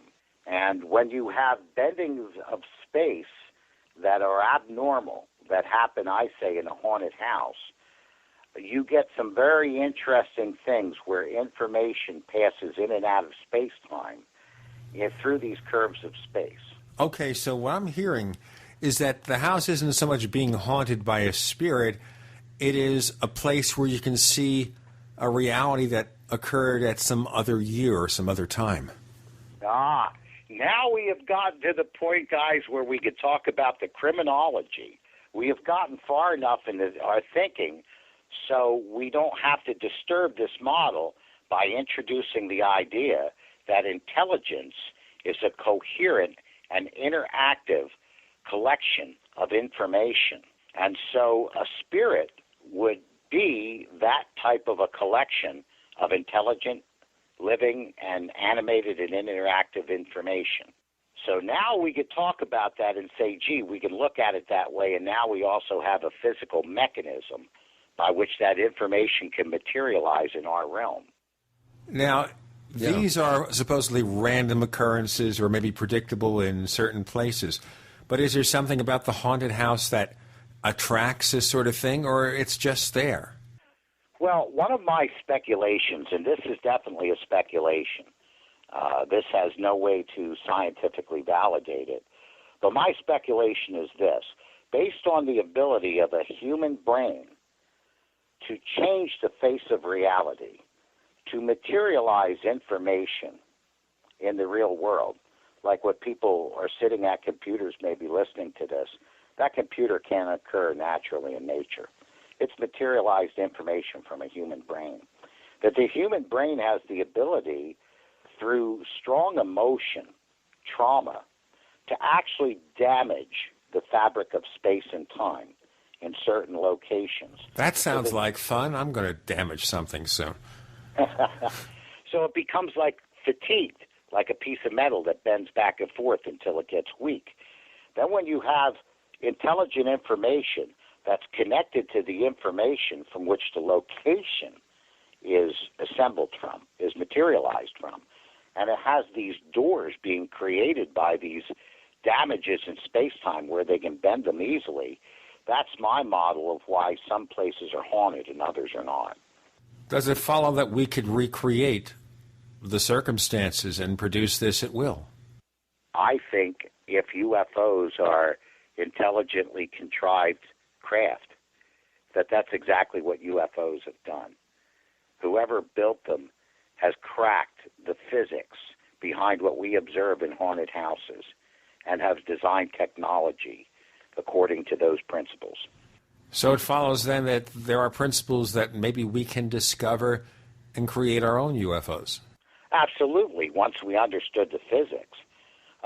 Let me mention something about EVPs real quick if we can. Sure. In a normal voice, for example, we understand the physics of sound. But what makes our voices normal is that they're physically connected to a set of vocal cords, a physical cause that's locally connected to the agitation of the air molecules that create sound. Now, in paranormal voices, we have a disembodied voice. We have the effect, and that's normal. We just don't have a physical cause.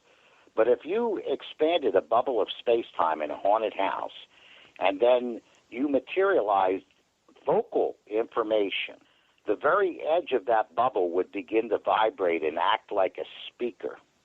And so the actual face of space itself would vibrate like a set of vocal cords and produce a disembodied voice out of thin air. The other thing it would do, we talked about earlier that expanding of space would create an electromagnetic field. At certain frequencies, when that surface of the space-time bubble is vibrating, it would set off an oscillation, a compression, electromagnetic compression wave that would induce itself directly on the copper coils of a recording microphone, completely bypassing the analog diaphragm. And so once it got that field induced onto those coils, it would be just like the diaphragm creating the field. It would go into the recording device, and it would translate it into audible voices. And so you would hear something on the recorder, and nobody audibly heard it standing right next to it because it would be electromagnetically induced onto the recorder. And we've talked about things like that happening from time to time. We have Thomas Fusco. The book is Behind the Cosmic Veil. With Gene and Chris, you're in the Paracast.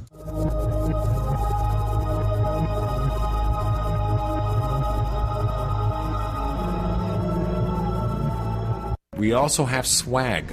You know, we have all these exclusive Paracast things that you can buy. We've got 60 or so different items, and entails T-shirts, sleeves for notebook computers, iPad cases, mouse pads, the Paracast Jumbo Tote Bag, all sorts of T-shirts and jackets and stuff like that for men and women. We have a Paracast aluminum water bottle. All this stuff, you go to store.theparacast.com, store.theparacast.com. What makes it special is that the items are the best quality, great T-shirts, fabrics, and they have our official logo on them. That's what makes them special, in multiple sizes and colors. We even have stuff for children, stuff for women, stuff for men. We have all sorts of sizes, like small up to X large. A lot of good stuff. That's the swag from the Paracast. If you go to store.theparacast.com, stop by and take a shopping tour. Meet Jerry D. Hi. Jerry and his family, like you, are very concerned about world conditions and have gathered many emergency preparedness items, including Turtle Tough shelters. We have added 2 24-foot turtle tufts to our supplies and feel very secure knowing our large family is ready for whatever the future may bring. Turtle Tough shelters are not tents. They are permanent yet portable 4-season geodesic frame shelters that are as strong as a cabin at a fraction of the cost and are easy to set up, take down, and move anywhere. Available in 2 sizes. Get your Turtle Tough shelter and accessories included at TurtleToughShelters.com. That's Turtle, TUFF Shelters.com. Or call 801-623-3288. That's 801-623-3288. Or see them online at TurtleToughShelters.com. Turtle Tough Shelters, your all-season home away from home.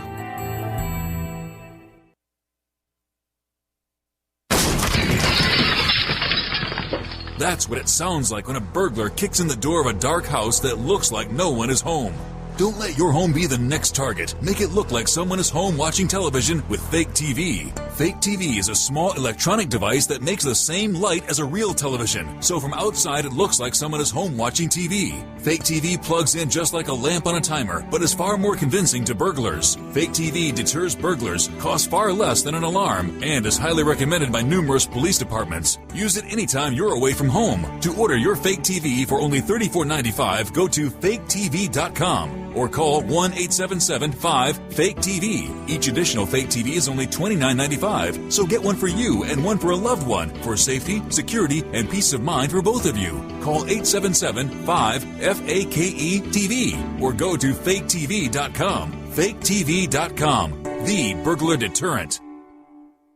So you're a maker of something. Wood crafts, fishing lures, glass designs, jewelry, purses, perfumes, goat's milk soap. Whatever it is, you made it here in America. Now you're eager for people to buy your products right here locally, instead of buying competing products made on the other side of the world, right? Then you need to check out localmakers.com. Support America. Buy and sell locally at localmakers.com. Doesn't matter if you're a home-based business or a major manufacturer. Localmakers.com offers an easy way to connect with customers within your local community, as well as across the U.S., simply by entering a zip code. And there's no cost to join. So if you're a maker who needs buyers, go to localmakers.com and stock your products on one of our shelves. Localmakers.com, promoting, preserving, and supporting your neighbors' manufacturing businesses.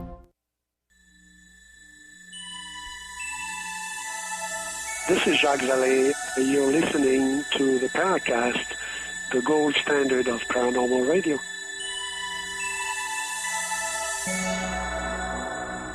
Winding down with Thomas Fusco, a fascinating scientific look at reality, how things might intersect, about UFOs, about paranormal phenomena, about maybe molding reality the way we want it.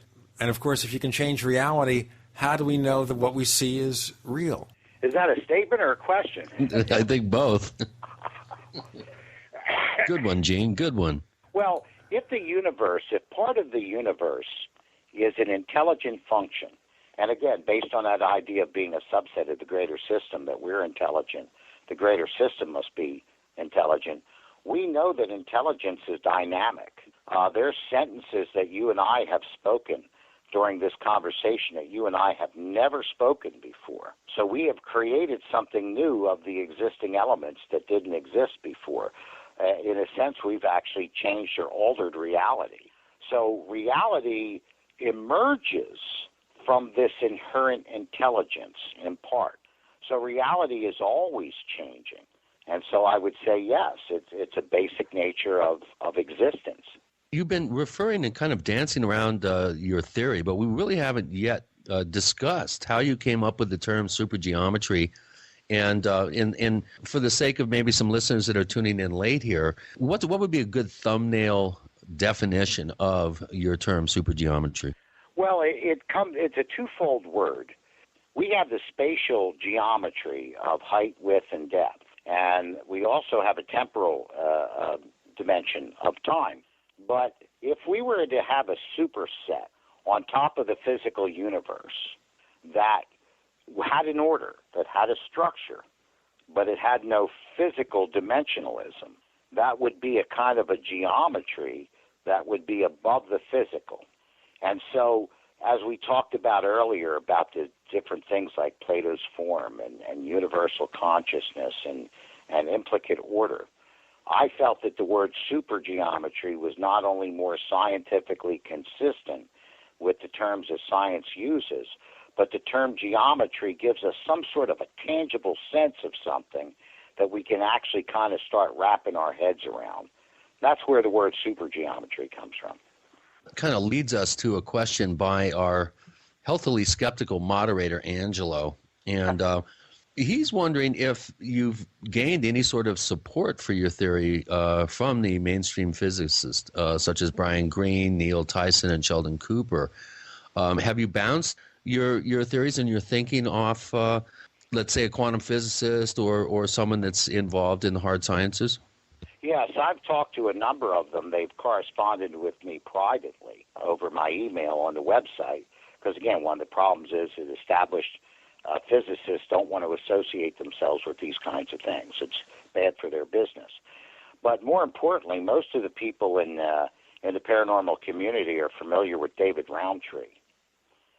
And this is the crazy thing about this, guys. My model makes a number of predictions that are testable. This is what's differentiating it from philosophies and metaphysics and other kinds of things that you've heard before. This is something extremely different. And a couple of the things that it predicts in a haunted house, number one, we would see barometric pressure variations. We would see the distortion of time. We would see the creation of independent gravitational fields on three axes. That, in other words, it's a separate field that's opening up other than the one that is of the Earth's. We would predict that a EVP could be recorded in a vacuum, and we would also be able to predict that an EVP could be recorded on a recorder where the diaphragm has actually been removed. A couple months ago, I was in an interview, and it was the first time I met David Rountree, and we sat down and started comparing notes. And he has actually conducted these experiments that have verified the predictions that my theory makes. We had David Rountree on the program back in January 2010. So, yes, he is involved in some cutting-edge research. And you bring up a very interesting point that there's a real potential for demonstrating some sort of time compression and effects that actually violate the laws of time or the temporal fourth dimension, for lack of a better term. And as I described in a previous question, yes, I personally have been involved in demonstrating that in one sense, and then in other senses too. We've had EVPs that have answered questions before they were asked, which always puzzled me. But with your model, you're saying that you could actually explain that and expect that. Now, what about, are you familiar with what probably are the first EVP recordings? I think they were done in 1909 in Siberia on an Edison wax cylinder that I don't believe had a diaphragm. I think it was recorded directly onto the wax. I'm not exactly sure the rudimentary electronics behind the original recording device, which is a wax cylinder that Edison invented. But would that be an example of a diaphragmless recording? No, because the Edison recorder had a diaphragm that was connected to the needle that cut the grooves in the wax cylinder. It was a completely analog device, but it was an acoustical device. You know, something occurs to me as we talk here. You have a fascinating book here, lots of interesting theories, but where do you take it? Can you take it to mainstream science and say, hey, this is a pretty good idea, one we should explore? This is where my work has been different than anything that has come before. David Roundtree, when he got an understanding of what my model was, he commented about my work that it was the first model of the paranormal that actually gives us a roadmap by which we can conduct and design specific experiments to test it. And moreover, after conferring with him, he and I have talked about the possibility of collaborating together to come up with, in the first time in history, a scientific paper that we will be able to submit to the mainstream scientific community on paranormal phenomena. Well, at this point, they haven't paid attention. How do you make them pay attention to this paper? How do you get them to say, hey, these are just a couple of Lulus coming out of the woodwork. We don't need to hear from them. How do they take you seriously? Well, this is where my theory is different. What I liken it to is kind of a couple different boxing rings. We have the boxing ring of the paranormal, and we've been trying to get the physicists to say, come in over into our ring, visit us, play over here, so to speak. Let us knock you out. Yeah, they won't do it. What my theory does is it gives us a model by which we can go into their boxing ring in their own home court advantage with their own rules and lick them. Hey, we've got Thomas Fusco joining us. The book is Behind the Cosmic Veil. And don't forget to follow us on Twitter, where we are known as the Paracast. What else? The Paracast on Twitter. Follow us, neighbors, and maybe we'll just follow you. With Gene and Chris, you're in the Paracast.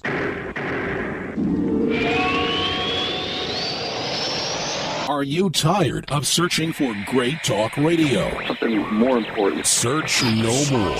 We are the GCN Radio Network. Graphic Converter is the image manipulation tool for the rest of us. It does not use any database. You get full control of all your files. Want to view the images of a folder? Drag it into Graphic Converter, and a powerful browser opens up to show your image files. You could use it for slideshows. You could use it to import images from digital cameras or from scanners. Need to do some image editing? You can do that too in Graphic Converter. Also print catalogs. Convert from so many formats I can't even list them. Download now to see if Graphic Converter is good for you, like 1.5 million other users. Guess what? You could save money when you buy Graphic Converter. Use the coupon code Night Owl. Use the coupon code Night Owl to get a special price for Graphic Converter. Go to lemkesoft.com. That's Lemke soft.com. Lemkesoft.com. Lemke soft.com.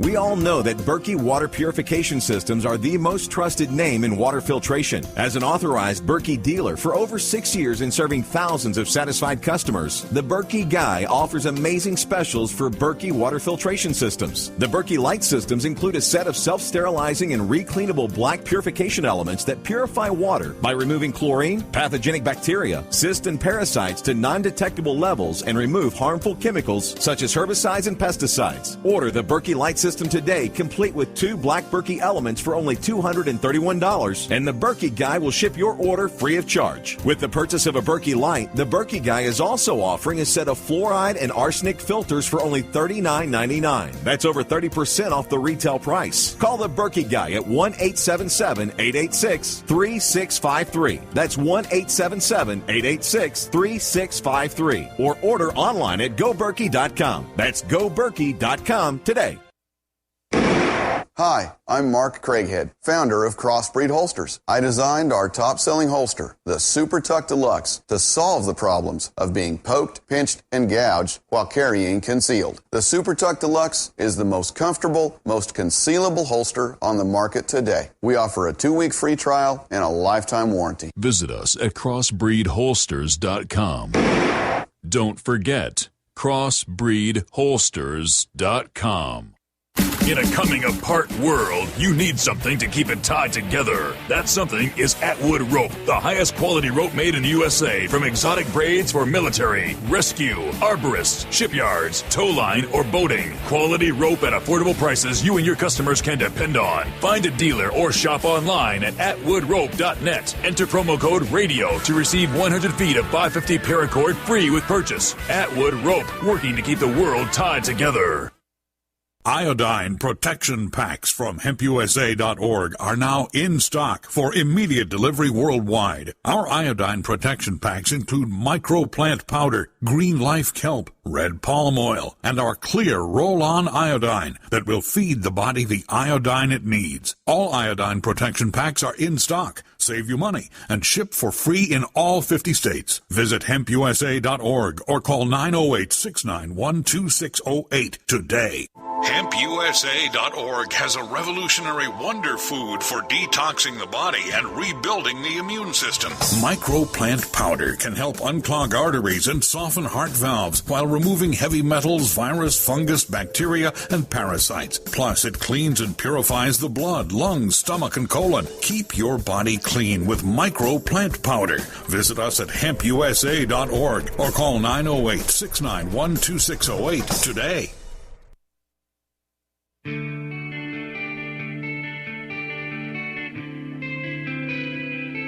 This is Jerome Clark, author of the UFO Encyclopedia and other books. You're listening to the Paracast. So you go on their own turf, Thomas Fusco, and you show them what's going on, and you get them to take you seriously. I'll help with that. I'll help with some really good dedicated field investigators. You devise the experiments, and we'll help you perform them in some of the more, I would say, viable haunted sites that we have access to. What I can do is to give them a model, and this is what's different too. You have to understand something with my work, let's say, as opposed to something that David Roundtree has done. My model shows a greater picture of reality. It's a theory of everything, a conceptual theory of everything. And what this model says is that if you look at this specific segment of reality, like say through a window, if you look through this window, this theory says that this is what you will see. Now, this window, for example, let's say one of these windows is paranormal phenomena. Now, David Roundtree has done extensive testing and experimentation inside that window. So my theory comes from a greater view that says when we look through this paranormal window, this is what we'll see. And then we look at the experiments of David Roundtree, and they demonstrate exactly what my theory says that you will see. But this goes beyond that. For example, one of the things that physicists, astrophysicists have struggled with is how the early universe expanded so quickly and then slowed down. They can't figure it out. They're trying to find a material explanation. Without getting into too much detail, one of the predictions that my model makes is that the first moments of the Big Bang were superluminal. They were super light. So by the time the physical universe materialized, it actually materialized in like a ring. So I call the beginning of the universe the Big Puff instead of the Big Bang. The Big Puff, the magic dragon. The Big Foof. But when you could take a theory like this and go to mainstream science and say, this answers that question. Why can't you find a graviton? This answers that question. Why can't you tie down this Higgs boson? This answers that question. Why do atoms form the way they do, which this theory talks about? This answers that question. Why do we have a timeline? This theory answers that question. Paranormal is just a small window out of this theory. So, yeah, when you have something like that, when you could say, I've got a model that answers more questions than yours, and we actually have testable results, they have to pay attention. They can't ignore you any longer. Well, like I said, I mean, I would be this would be a real wonderful opportunity to, to possibly work on developing some experiments that would be able to demonstrate predictability within your model. And hey, I will volunteer to help you do this. I'm one of the top EVP experts around who's been on the show. Michael Esposito and I have been coming up with some pretty creative experiments. But I'd tell you, if you and David would come up with some and maybe bounce them off us, it might be interesting to take this to the next step and next level. Mm-hmm. You're right. One of the experiments that I predict that I'm hoping some of the organizations will pick up on is that the electromagnetic fields that are being measured, we only measure them for quantity right now. There's very little work going on that actually measures exact qualities, frequencies, and amplitudes. And we know that we have malfunctioning of electrical equipment at times in the presence of paranormal events when they emerge. So one of my predictable tests is that we need to start testing the frequency and amplitude of these electromagnetic fields. And my prediction is that when you begin to see your cameras and your other equipment malfunction, you will find that that's going to happen at a certain wavelength. And then when you go in the next haunted house and it happens, you're going to find it's going to happen at the very same wavelength. And so this is one of the predictions that my theory makes, that under certain wavelengths, you're going to see these malfunctions. You're going to see at certain wavelengths where you hear an audible voice that picks up on a recorder. Does that follow, then, that you could make a normal house into a haunted house? I think that you could. Theoretically, according to my picture, all we would have to do is figure out what the mechanism is going on in nature that bends space, and then reproduce it. If you can create a bend in space, you can make these things occur. Does that mean bring UFOs out? Does that mean bringing Bigfoot out if Bigfoot is something paranormal? Well, I'm not sure about Bigfoot. I look at Bigfoot more along the lines of cryptozoology. I think there is a creature out there. It's just something we have to discover. Kind of like what Lauren Coleman says. Yeah, somebody's going to drag in a body, but I don't think anybody's going to ever drag in a physical body of a shadow ghost.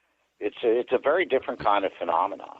Well, what you're talking about, it basically boils down to frequency and amplitude. If we could figure out the frequency and the amplitude, then we could generate that and maybe tune an environment, let's say. Yes. So one of the things that Michael and I have been working on is using dissonant tones and attempting to vibrate the actual structure itself with dissonant tones and harmonious tones. In other words, taking amplified tuning forks and creating resonant frequencies within a haunted site structure. Another experiment that we've been considering is going to a tuberculosis hospital and introducing into the environment sonically the sound of iron lung machines, the clicking of Zippo lighters, and then in the more tactile sense, introducing cigarette and cigar smoke. And then one idea, having a stand-up tragic friend of Michael's who's actually a severe asthmatic, talk about how difficult it is to be someone that suffers from asthma. Do you think these types of approaches may be on the right track? Yes. What I would say, though, is that as Roundtree said about my theory, it gives us a roadmap. So rather than to kind of go into it helter-skelter, so to speak, and just, see what you come up with, this gives an idea where you can begin to start formulating very specific things and say, well, we have certain frequencies that we could try based on the idea. Do you have any frequencies in mind? I mean, has any work been done to identify the frequency of this field effect? Yes, to your knowledge? Roundtree has come up with some of these frequencies, what he calls carrier waves. And so he's still experimenting on it. He's still kind of doing stabs in the dark too, like what you were talking about. hey, let's try this and see what happens. And he gets some great results. What my model does is gives us a specific direction to go in. For example, if the human consciousness, and this has never been looked at like this before, if the human brain is a subset of the same intelligence that shapes and constructs the universe, then we already know quite a bit about brainwave frequencies. We should look at that. We should try those frequencies. So that also raises the question, what about people who take certain substances that we can name to see the larger universe or share in the universal consciousness? Do we need to blow our minds to get there? Do we meditate to get there? Is it just something natural that we will discover over time? And that raises more and more questions. This is the kind of reality and the kind of exploration that can take us into many more episodes. We'll get Mr. Roundtree back on the show. That will be interesting. Thomas Fusco joining us with Gene and Chris. You're in the Paracast.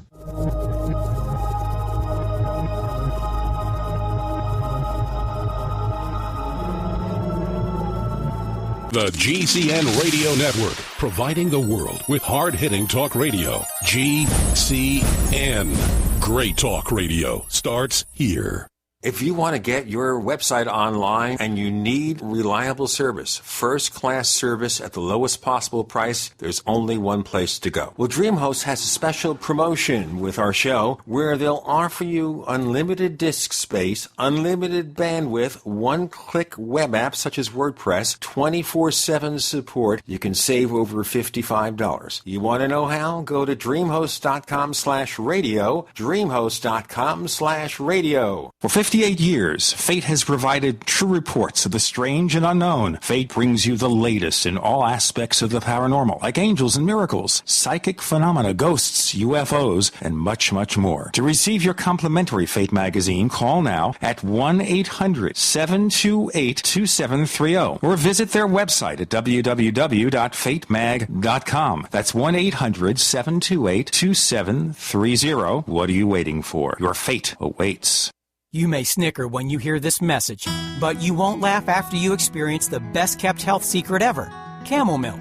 Camel milk is loaded with health benefits far superior to other milk. Camel milk has antibacterial, antiviral, and anti-tumor properties, is rich in B vitamins, and camel milk is 3 times higher in vitamin C than cow's milk, and 10 times higher in iron. And camel milk contains 52 units of insulin-like proteins per liter, effectively lowering blood sugar levels. Many of our members testified that drinking camel milk reversed diabetes and greatly improved autism.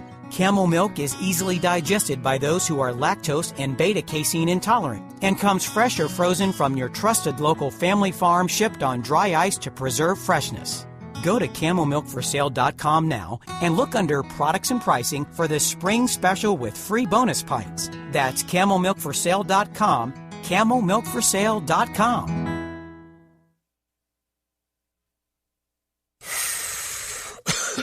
Are you still a traditional smoker? Now experience a new lifestyle and try vaping with e-cigarettes by LeSig. Imagine no ashes, stains, nasty smell, or coughing and hacking. With LeSig e-cigarettes' revolutionary microelectronic technology, rechargeable battery, and unique replaceable cartridge, you'll get all the benefits and satisfaction of smoking without the hazards. Choose your taste from a wide variety of our new American-made Vaporeon e-liquids at LeSig.com. And LeSig smokes the competition by serving thousands of worldwide customers with real people customer service, fast, free, same-day shipping, and a 30-day warranty and satisfaction guarantee. So are you ready for a new vaping lifestyle? Then call 870-518-4307. That's 870-518-4307. Or visit LeSig.com, spelled LECIG.com. LeSig e-cigarettes for today's modern smoker. If you owe the IRS money you can't pay, then listen carefully, because you already know that the problem won't go away by itself. You can get help today from the leading tax expert in the country, Dan Pilla. Hi, I'm Dan Pilla. The IRS isn't going to just forget about you. Right now, the IRS is hiring thousands of tax collectors to go after delinquent accounts just like yours. That's why you need to take action today, and I can help. I take a simple but proven approach to solving your tax debt problem. First, I stabilize collections so you don't have to worry about wage and bank levies.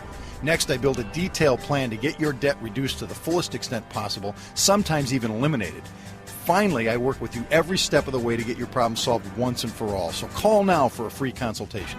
Call 1-800-346-6829. Dan Pilla will solve your tax problem, guaranteed. He's helped thousands of people, and he can help you too. Call us today at 800-346-6829. That's 800-34-NO-TAX. Hi, this is Nick Pope. You're listening to the Paracast.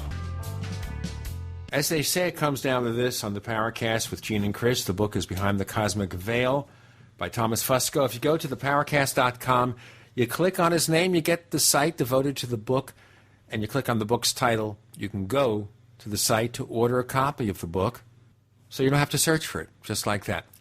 So, as I was saying here, we're exploring the universal consciousness and the part we play. So people who use certain substances or meditation, is that what we have to do to sense the part of the universal consciousness that we share? Well, I don't know what to say about that. I wouldn't encourage the use of illicit drugs or substances. But what I would say is this. We certainly know that all of these kinds of substances have an effect on the wave functions of the brain. This has been observed and measured. And, of course, when you're speaking about wave functions, in synchronicity, so to speak, with information, that the brain is kind of like a computer. It has information, and it's shaped by information and processes information. You're going to see different kinds of things. For example, we have certain devices that are able to detect ultralight radiation or infrared radiation. Our natural eyes cannot. And so there is certainly a scientifically understandable reasoning behind the idea that if we change the wavelength patterns in the human brain, that it will be able to perceive different levels of reality that it won't in its natural state. Sounds like a yes to me, Gene. Sure does. Chris, are we out of questions from the forum? And the only other thing that I personally want to again ask is, how do we set up a research model that will gather the kind of hypothetical or projected results that you're referring to? I mean, do we need to hook up a gravitometer in a haunted site? How about a magnetometer? What sort of instrumentation would you suggest using that you don't see on your typical ghost show with their their instrumentation being glowing green eyes and goosebumps?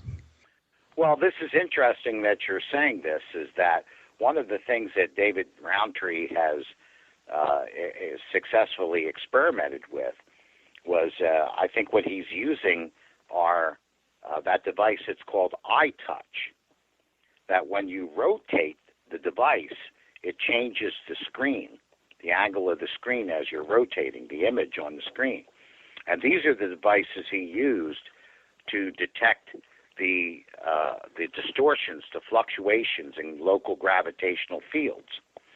And that's how he figured out that there was actually an additional gravitational field coming into existence other than the one that is associated with the Earth. What we need to do is this. This model finally gives us the connective tissue that puts together all of these seemingly disparate paranormal observations and explains them all with a single model. So we need to start coordinating this equipment. So in other words, somebody could be wandering around with a barometer, someone could be wandering around with a thermometer, another person's wandering around with an EMF meter. These things need to be put together in one place.